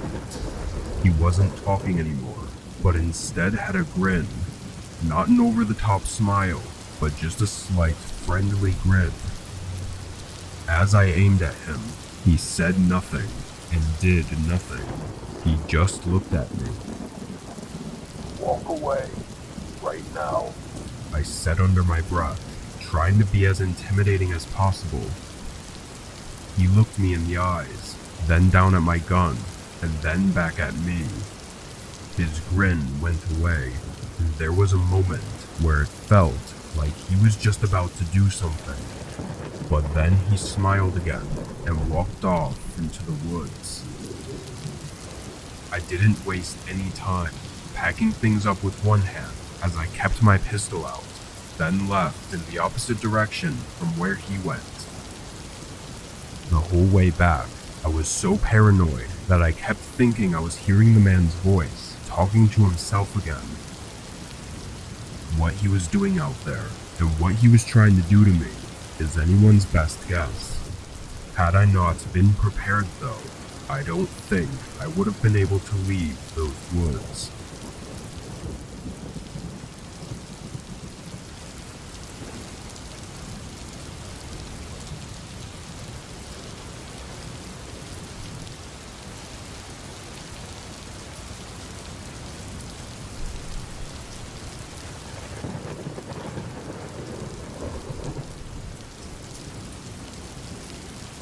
I work as a mechanic for a car shop in my town. It's a locally owned and run repair place that started up many years ago. The shop runs out of an old warehouse and has a bunch of broken down cars and pieces of cars sitting outside in what we refer to as the scrapyard. It's just the name we give it. Most of the scrapyard is just cars waiting for parts. Anyway, my job for the past 2 years has been to order and keep track of stuff that goes in and out, and the best time to do this is when it isn't busy, so overnight. I guess I kind of doubled as a security guard too, because it wasn't uncommon for crazy people and teenagers to jump the fence and try to mess with or steal stuff from the scrapyard. On this night, I got into work at 8, talking to my boss for a bit before he left. And then it was just me in the warehouse. It was raining outside, so inside the building it was really noisy, but also calming in a way. I did my usual routine of going through the orders that the mechanics had sent in and checking what had been used during the day. There was nothing out of the ordinary, but 2 cars needed to order very specific parts, and for one of them, the mechanic didn't write down the model year, which sometimes can be really important. I got up from the desk and walked through the warehouse, looking for this gray Nissan Versa so I could confirm what part to get. But as I got to the end of the warehouse, I still didn't see it. I sighed, knowing it had to be in the scrapyard, which of course was on the one day that it was raining out. I went back to my desk, and after a brief coffee break, I grabbed my jackets and flashlight and went to the back door. The rain seemed to have picked up since I was last outside, but in the distance, I could see the car I was looking for hiding between a few other vehicles. I stepped out into the rain and started walking over, turning on my flashlight. As I got about to the center of the scrapyard, though, a sudden movement from something in front of me made me stop in my tracks. It was at the edge of the light, and I wasn't exactly paying attention, but it looked like a person moving from behind one of the cars. The rain covered up any sound I would have heard, though, so I just stood there and held my flashlight up, waiting for any more movement. Hello? I saw you already. Just get out of here. I yelled, hoping it was just some kid messing around. I took a few steps closer to where I'd seen them and yelled again for them to leave the property. I didn't see anything, so I moved closer and started to look around the whole area, but whoever was there must have left already. Honestly, I was relieved that I didn't have to call the cops or do anything drastic. I quickly walked over to the Nissan and got the model year, then jogged back to the warehouse and went inside. I took off my jacket and sat back at the desk, filling out the rest of the info and sending through the order. I was there for another half hour, filling out more of the order requests. Then I had to do the stock counting in the actual warehouse part of the building. By then it was probably 12:30 or 1 a.m. I walked along the shelves and checked what everyday products and parts had been used up.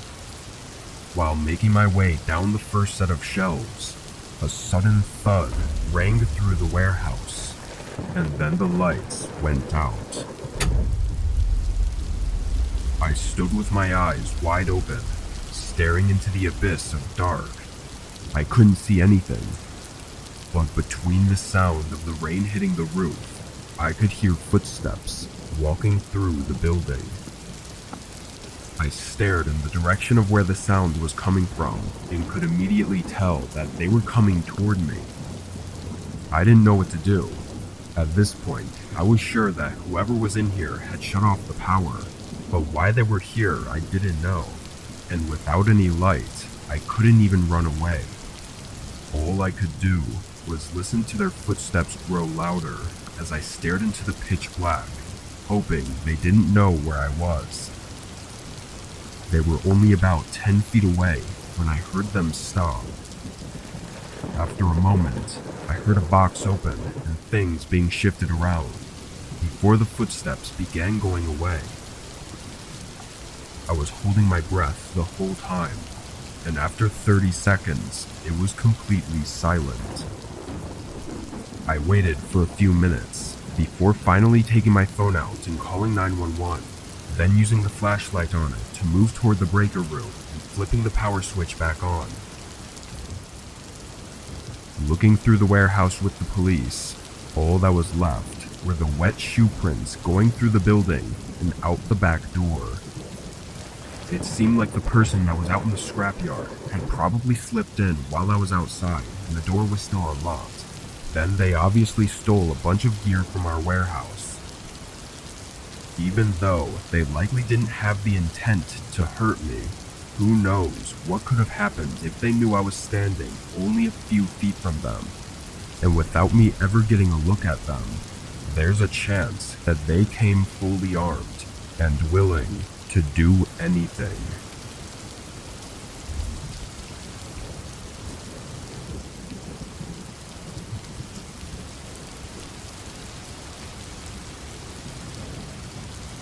I had just gotten home from work and was sitting back on the couch with a movie on.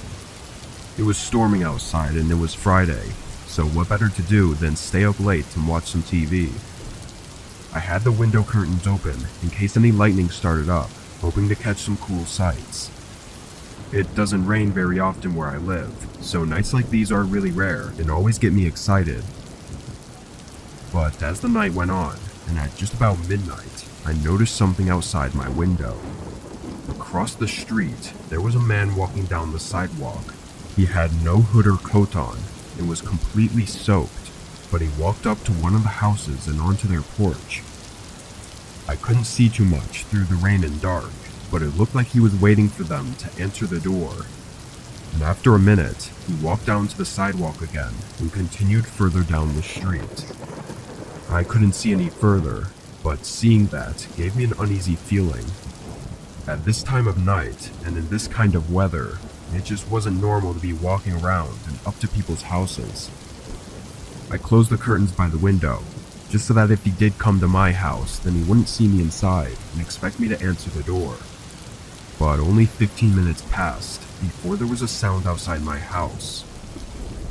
Someone was walking up my driveway and up to my front door, but there was no knock or doorbell. I heard them moving around, walking across my porch and near one of the windows, then going back to the door. By now, I was really confused and wanted to look out the peephole, but was worried that they'd hear me. I waited, and after a minute, there were no more sounds. I quietly walked up to the door and looked. It was the man I'd seen earlier, and he was still there, standing at the edge of my porch, looking at the door with a blank face. I watched him for a few seconds before I got really creeped out and backed away.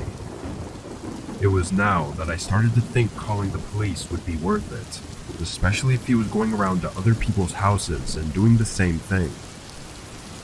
I turned to get my phone, but then there was the sound of footsteps departing. I looked out again, and he was gone. After giving it some thought, I felt that this was still too creepy to not inform the police about. Whatever that man was doing was not normal. I called and let them know about it. They said they would send an officer to patrol the neighborhood and see if they can get the man to stop or explain what he was doing. But that was about all that could be done at the time. I thanked them, then hung up and checked out the door one more time before going back to the couch. The whole thing had really worn me out though, taking away the relaxing night and just making me exhausted. I shut everything off and went upstairs to get in bed, but as I got in and turned off the lights, a thump sounded from downstairs. I sat up, and then it came again. It was loud, like someone smashing something against the wall. I got up and ran to the top of the stairs, and now hearing it for the third time, I realized it was at the front door. Someone was hitting something against it, like they were trying to forcefully break it down. I walked down a few steps and looked over, seeing the door violently shake every time they hit it. It looked like they were just a few hits away from breaking it down. Now absolutely terrified, I locked myself in the bedroom and called the police again. The operator said that an officer was in the neighborhood and would be here in just a minute, but through their voice, I heard wood shatter and the door slamming against the ground. Footsteps quickly moved through the downstairs, going into every room without stopping. Then they began moving up the stairs, but were cut off by the officer pulling in and running up to the house. The intruder immediately stopped and ran for the back door as the officer came in and yelled at him, and apparently they had trouble getting the back door open in the heat of the moment, so the officer was able to get him down and into the car. The man, who looked like a psycho up close, refused to say anything, like not even a single word, before they drove him off. His intentions were clear though. He was carrying a heavy hammer and had a bunch of zip ties in his pocket. That doesn't exactly sound like a coincidence, considering what he was doing. Why he chose to go for my house isn't clear though, but what likely saved me was calling the police that first time. If I hadn't, the officer wouldn't have been in the neighborhood so close by, and likely would have gotten here too late for me to have ever been seen again.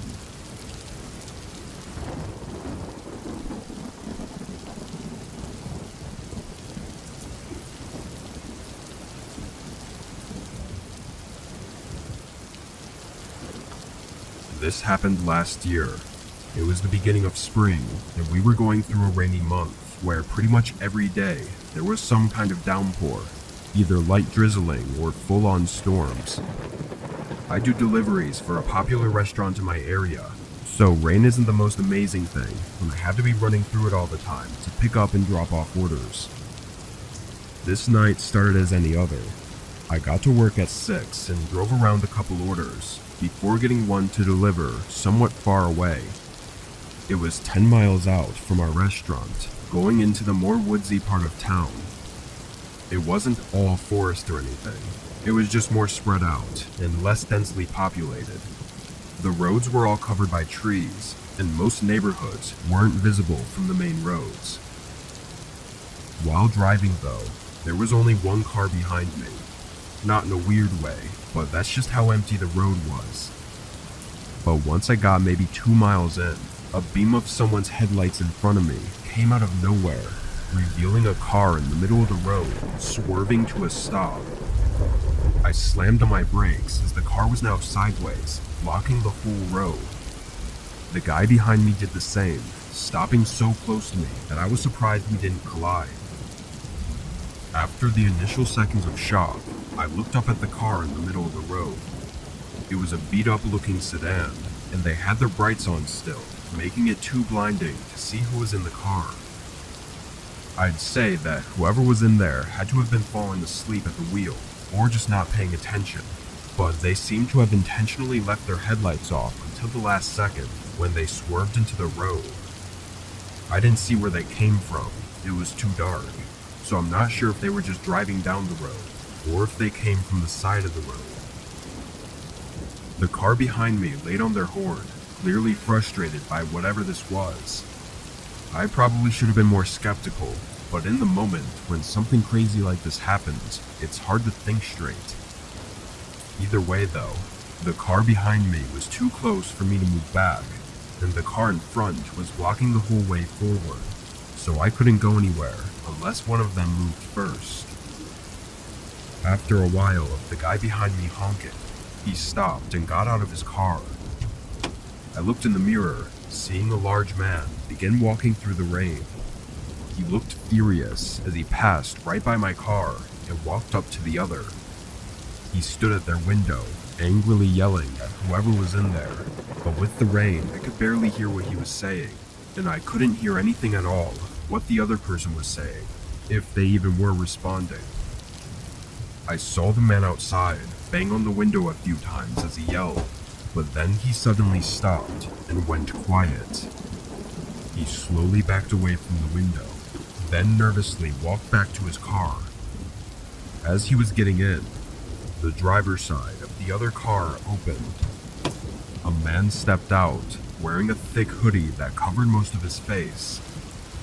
I was now getting really freaked out, and still had no way of leaving other than running out of my car and into the woods, which was probably a terrible idea.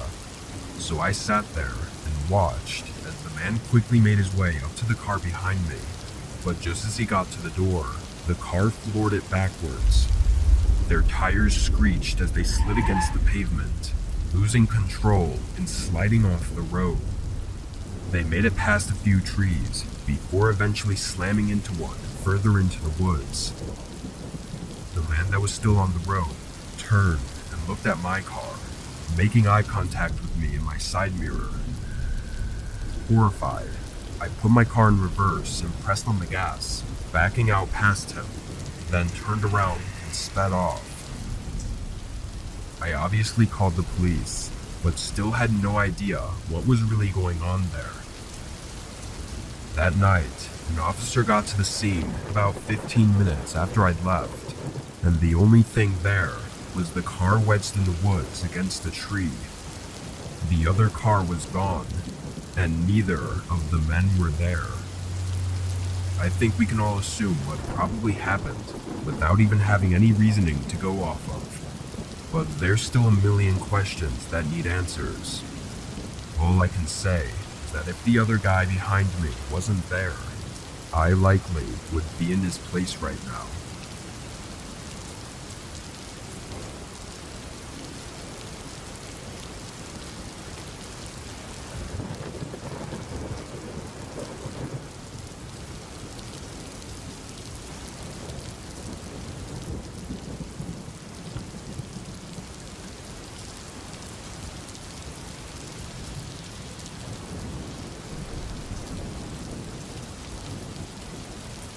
live on the outskirts of a mid-sized town in Wyoming.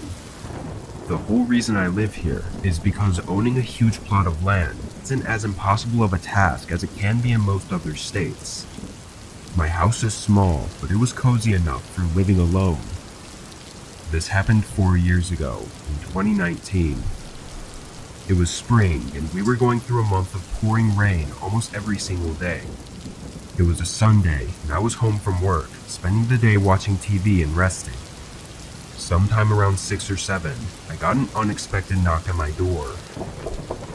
I barely heard it through the rain, and when I answered the door, I was even more surprised to see it was some random guy, not a mailman or anything of the sorts. Someone coming all the way out onto my property without notice was very unusual, being that it was far out of the way. How can I help you? I said. The guy, looking somewhere in his late 20s, said he'd been camping out in the woods nearby and had gotten into some trouble and needed a place to stay for the night. With the location of my house, if he wasn't lying, then showing up at my doorstep would make sense because I was the closest place within the woods by at least 5 or 6 miles. It was also pouring out, which made me feel even worse for him, but it still didn't take away from the possible danger of letting a stranger into my home. I offered him a phone call to get a ride into town, but the guy denied my offer. After bluntly saying he couldn't stay here, the guy walked off. I watched him go down the dirt road a little ways, then he veered off and walked into the woods.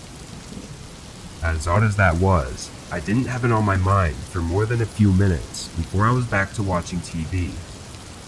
I didn't check the time very often, but it had to be at least 2 hours later and well into the night when I saw an orange glare coming from the window by my backyard. I got up and moved the curtain. Through the rain and fog, I saw a campfire right in the middle of the woods outside my house.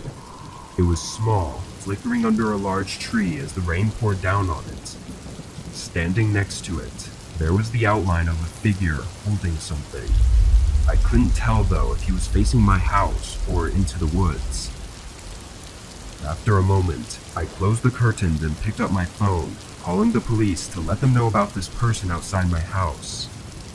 I knew it would take probably an hour for them to get here, and whoever was out there wasn't doing me any harm, but at the very least I wanted them away from my house before I went to bed.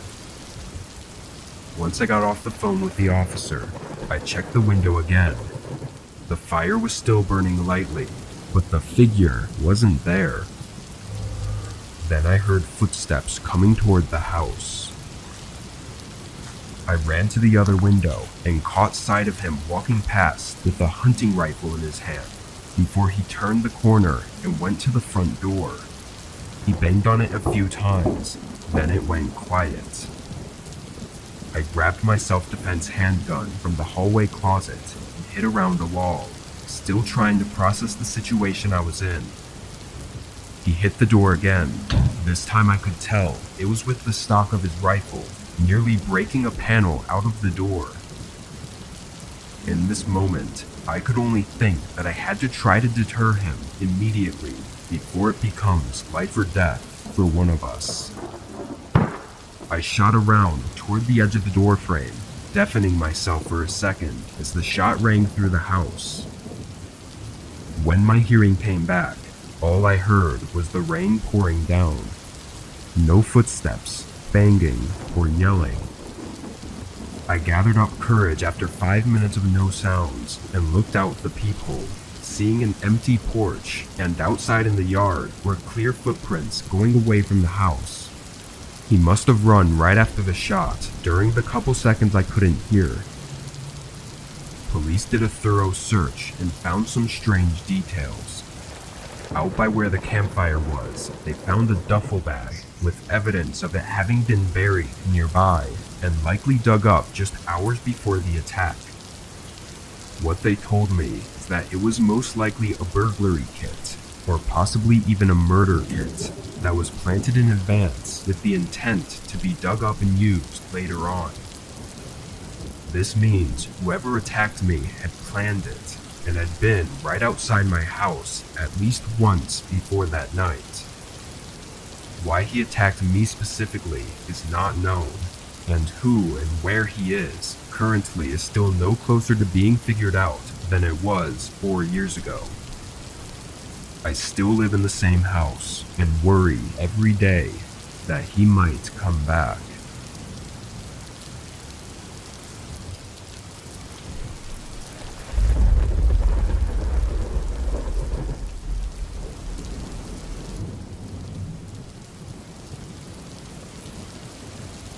I was 22 at the time and living in a very small one-bedroom house in the cheapest area of my city. After work on a Friday night, I hopped online to game with a bunch of my friends. It was the perfect night for staying up late, with heavy downpour outside and no work or school the next day. We played for probably 2 hours before a sudden sound had me put everything on pause for a minute. It was a thump sounding like it was upstairs. My initial concern was a possible leak in the roof caused by the rainfall, so I went up to look. The only rooms upstairs were the single bedroom and a half bathroom, and neither of them had any signs of leaks anywhere, so I ran back down and got back online with my friends. I was on for a while, only getting off at 2 a.m. because everyone else went to bed. I shut everything off and sat on the couch with some snacks while I watched YouTube on my phone. 10 minutes in, I heard another thump. It was from upstairs again, but it was so muffled that it almost sounded like it was on the roof or something. I did an even more thorough search of both my bedroom and the bathroom up there, but there wasn't anything showing itself to be the cause of the sound. I was sure it wasn't thunder either, because it vibrated through the walls like something literally hitting the house. After 10 minutes of looking around, I was so determined to figure it out that I put on my shoes and went out into the rain to see if there was something more noticeable from outside. At first I saw nothing of significance, but then I noticed a tree branch getting pretty close to the side of my house.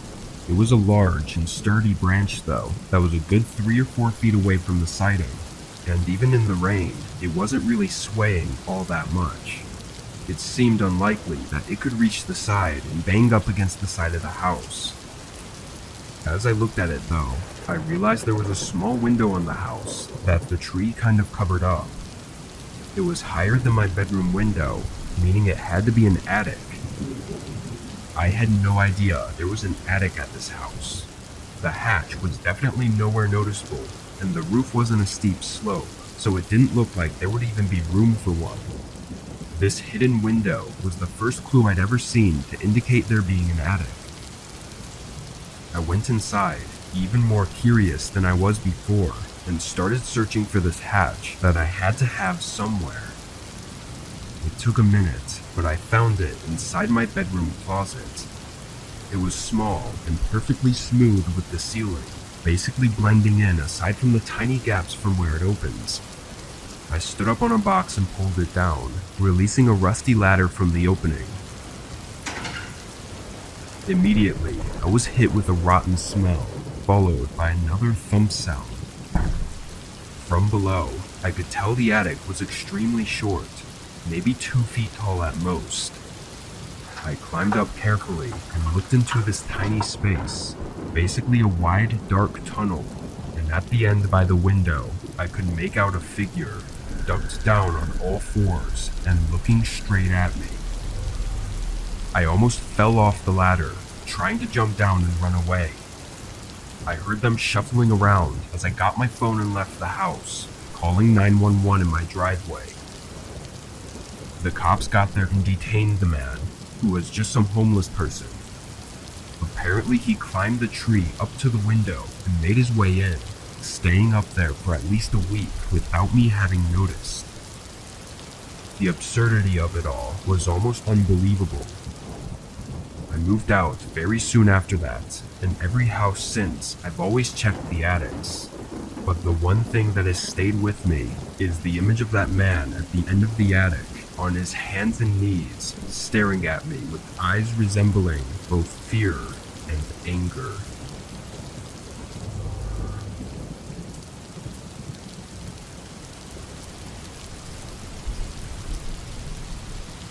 In my mid-20s, I worked at a retail store as the overnight manager.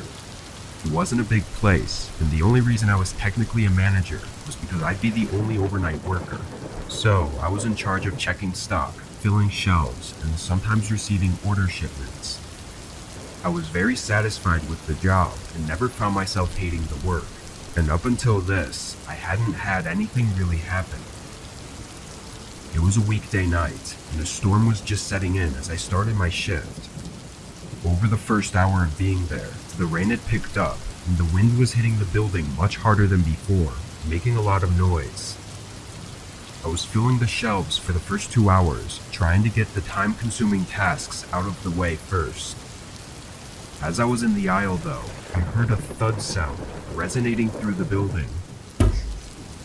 It sounded like it came from the back of the store in the warehouse section, where our delivery bay was. I walked over and saw the solid metal back door that truck drivers used to get in when making deliveries. The more I thought about it, the more I convinced myself that the thud sounded like a bang at the door, as if a driver was trying to make a delivery, but there were none scheduled for tonight. I opened the door and was met with a face full of cold rain and wind. I stuck my head out briefly to look down at the shipping bay and saw no trucks, so I closed the door and dried off. While walking back to the aisle, I assumed the noise was just the building having shifted a bit from the wind, or maybe just some strange sounding thunder that I hadn't noticed before. I continued working for another full hour before taking a lunch break in the back office, spending maybe 15 minutes there before heading back. But while I was walking through the store, I got this strange feeling, like everything had gone silent, aside from the rain taking on the roof. It gave me chills, and as I reached the end of the aisle, I saw something that made my heart almost stop. Right next to my cart, halfway down, was a line of wet shoe prints through the aisle. I approached it without even thinking and tried to figure out how this was even possible. I followed them down to the front of the store until I saw so many watery prints going all over that it was impossible to follow, and honestly, horrifying to know that they'd walked around the entire place. I ran back to the office and locked myself inside, calling the police and waiting. As I sat there, I only got more scared as I couldn't see outside the office door, and the rain pouring on the building was too loud for me to hear anything else. After 10 minutes, the operator that had me on hold came back on the phone and said the police were right outside the building.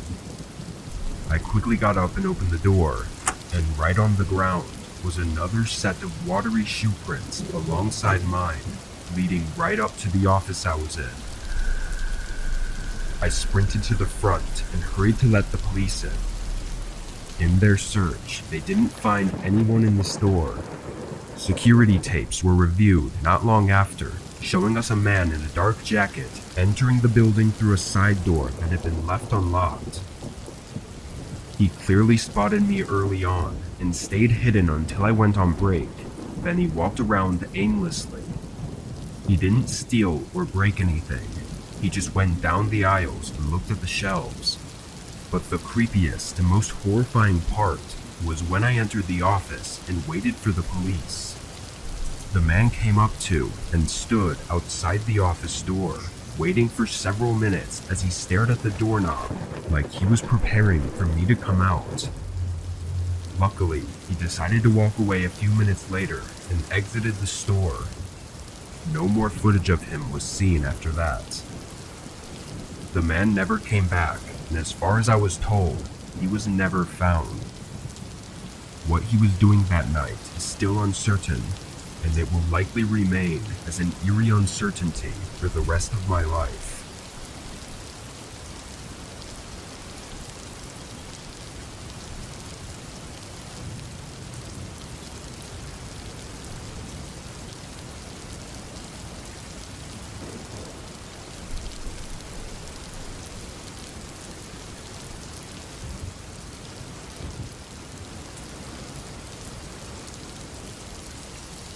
This happened last January. I had taken a week off of work following New Year's, mostly in hopes that everyone else would be back at work by then, and I could enjoy the week without it being busy everywhere. My plans consisted of shopping around and really just chilling at my apartment by myself. On this day, I was out driving around in the snow and going to a few stores, then made my way back to the apartment by 7 p.m. I went inside and cooled off, then took a seat on the couch with some snacks I had just got. I was watching TV and even dozing off a little bit from the long day out of the house. But then at some time around 8:30, the PA system in my apartment buzzed, meaning that someone was outside and wanting me to let them in the building. I had no plans of anyone coming over, so I had no idea who it was. They buzzed my room again, so I got up and went to the window that faced the front of the building. I tried to not lift the blinds too much, only enough for me to see who it was. At the door to the apartment building was a large man. It was still snowy out and kind of dark, but I could tell he was older, like mid-40s, but I had never seen him before. There were only 3 other people living in the complex at the time, so I was at least familiar with who lived here, and he was not one of them. I also figured that if he did live here, or was visiting one of the other people, then they would let him in.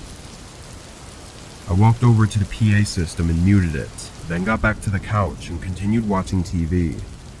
I really didn't put any more thought into it, and even dozed off several times in the next hour. Eventually, I shut off the TV and went to bed. By then, it had to be around 10. I fell asleep just about as soon as I laid down. A few hours into the night, my eyes shot open to a thud from just outside my room. It was extremely loud, but having just woken up to it, I didn't know what it was or exactly where it came from. My heart was racing as I stared across the room at my door, listening for anything else. It was very quiet now, almost like nothing even happened. I got out of bed and slowly moved toward the door, then leaned my ear against it to listen to the other side. It was still quiet, nothing more than the walls creaking from the building. I turned the handle and looked out into the living room, not seeing anything out of the ordinary. The whole place was really dark though, and for some reason, I still felt like I needed to be quiet and not make myself known. So I left the lights off as I moved through the living room and looked down the front hallway. The door to my apartment was fully open. I froze up, staring at the open doorway and feeling fear run through my whole body. It almost didn't seem real. I took a few steps back, staying quiet, and made my way back toward my room. And now on the other side of the door, I could see a huge dent in the wood right by the knob. Once I saw that, I ran in and locked it behind me, then called 911 while hiding in the closet.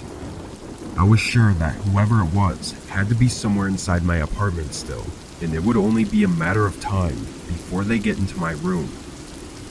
But as I waited for the police, the apartment stayed silent.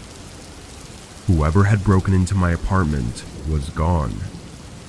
Even the police couldn't find anything to help in finding them. What they think happened is the intruder tried buzzing all the other rooms as well, until one of them was nice enough to let them in. Once he was in the main stairwell, it's not really clear why he chose to go for my room. Maybe they thought it was empty.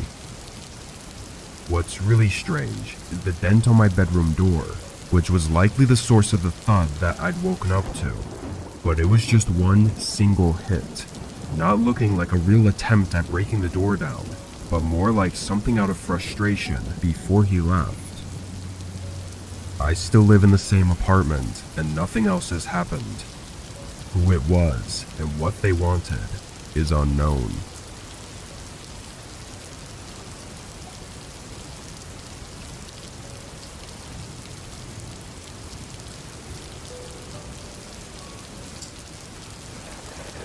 I work for a company that sells bulk products out of a small warehouse.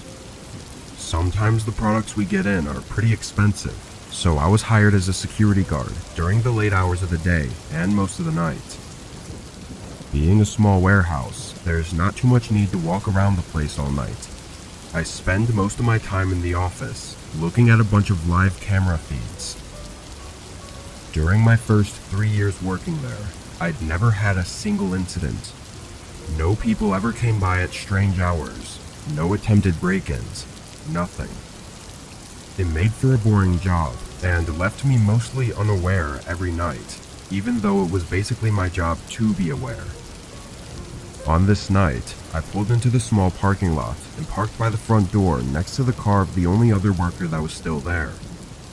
When I got inside, I let him know I was there, and he left shortly after. I checked all the doors and made sure the systems were working properly. Then I sat back at the office and stared at the screens. My attention span died out after half an hour, and I pulled my phone out. I still made sure to check the cameras every 30 seconds or so, but every glance back at the screens showed no differences. Then at just a couple minutes before 1 a.m., the system made a beep sound.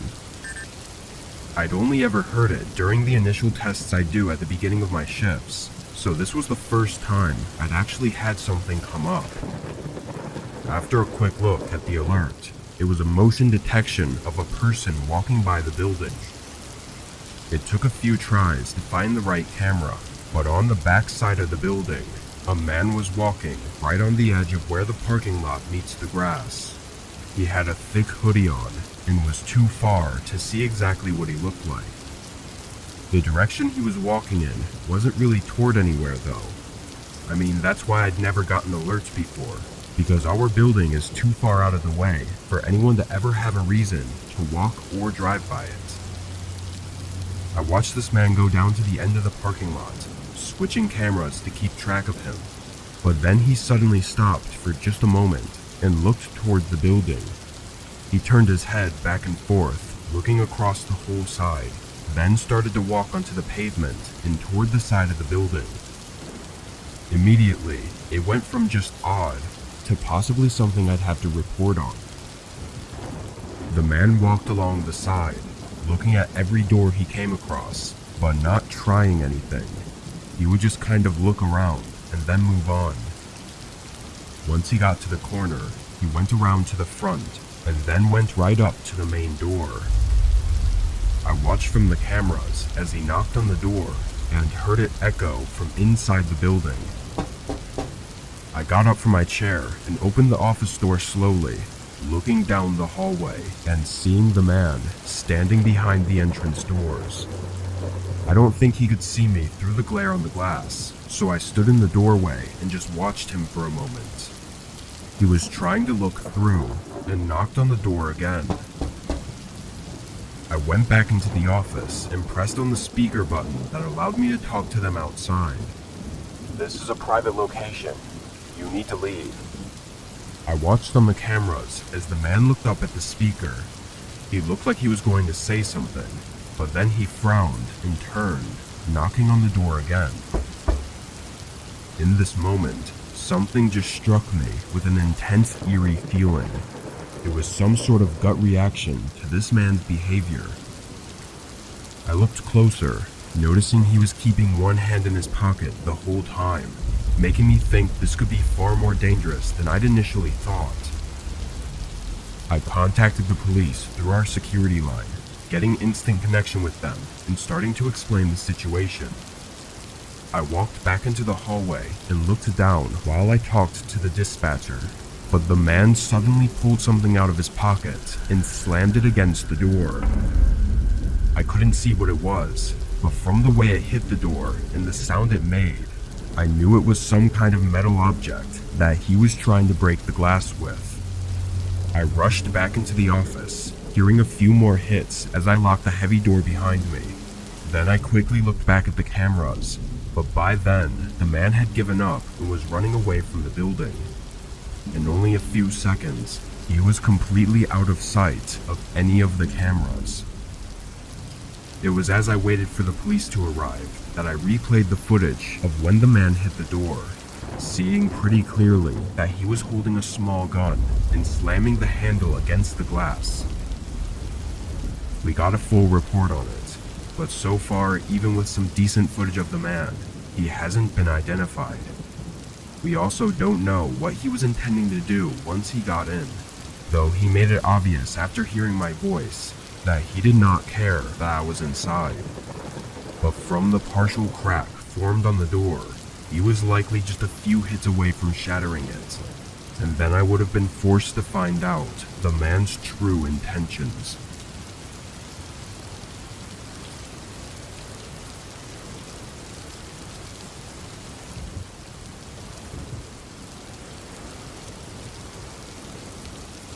I work part-time at a gas station in my city. It's more on the edge of the city, near the suburbs, and overall it's just a very typical gas station. It's not super creepy or isolated or anything like that. I only really chose to work here though because rent prices were going up, and my other job wasn't cutting it. The only shift I could do to work around my other schedule was overnight, and gas stations are one of the few places offering those shifts. Anyway, this was just 10 months ago. It was pretty cold out this night, and there was some snow on the ground still from a heavy downfall a few days ago. But other than that, the night was going pretty typical. Being in the suburbs, there's not a whole lot of traffic going around the gas station. It's mostly just a couple cars passing by every once in a while. By 12, only a handful of cars were coming into the gas station every hour. After a bit, I got bored enough to leave the front desk and walk around the shop, rearranging the items on the shelves to look nice. And it was just a couple minutes later that I heard the door open. I turned around and saw a man walking in, right up to the front desk. He leaned over the counter and looked both ways as if he were looking for someone to help him. Can I help you with something? I said as I made my way back to the counter. The man turned and looked at me, almost as if I'd scared him, but then he hesitated before saying, "No, I'm good," and walking out of the store. It was fairly obvious he did need help with something, but seeing that made me quickly think of the possible robbery he was plotting. I did work at a gas station after all, so it was kind of always in the back of my mind. I watched the guy go outside and into a car that was parked in a very strange spot, kind of near the pumps, but not actually in the parking section. He got in and drove away. I had no way to tell if he was actually planning something, but all of the signs pointed to it.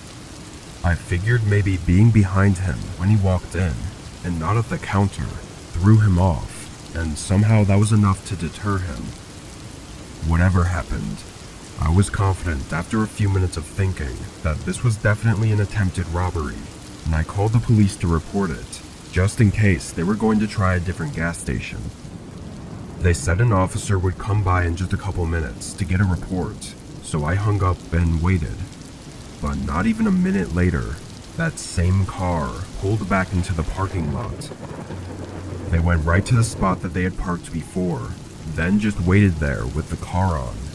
But I was almost positive that I could see movement in both of the front seats, like there were at least 2 people in there. I quickly locked the front doors and prepared myself for what could soon happen. As I continued looking out the window though, the car just stayed there, nobody getting out, like they were watching or waiting for the perfect moment. Luckily though, cops pulled in and immediately recognized the car as I described it. They pulled in behind it, blocking them in. Surprisingly, there wasn't much of a scene. The officer pretty much just walked up and then pulled 2 men out, one of which was the guy that had come in earlier. I guess they were trying to play it off like they weren't doing anything, but that didn't really work out for them. While it seemed to be straightforward what they had planned, their car showed a different, more disturbing possibility. In the trunk, there was a stash of weapons, along with rope, tape, and an assortment of similar items. Both men are behind bars, but I still feel almost traumatized after knowing what they had in the car. If I hadn't reported them after the first strange interaction, I would have been through far worse than just being robbed, and possibly would have never been seen after that night.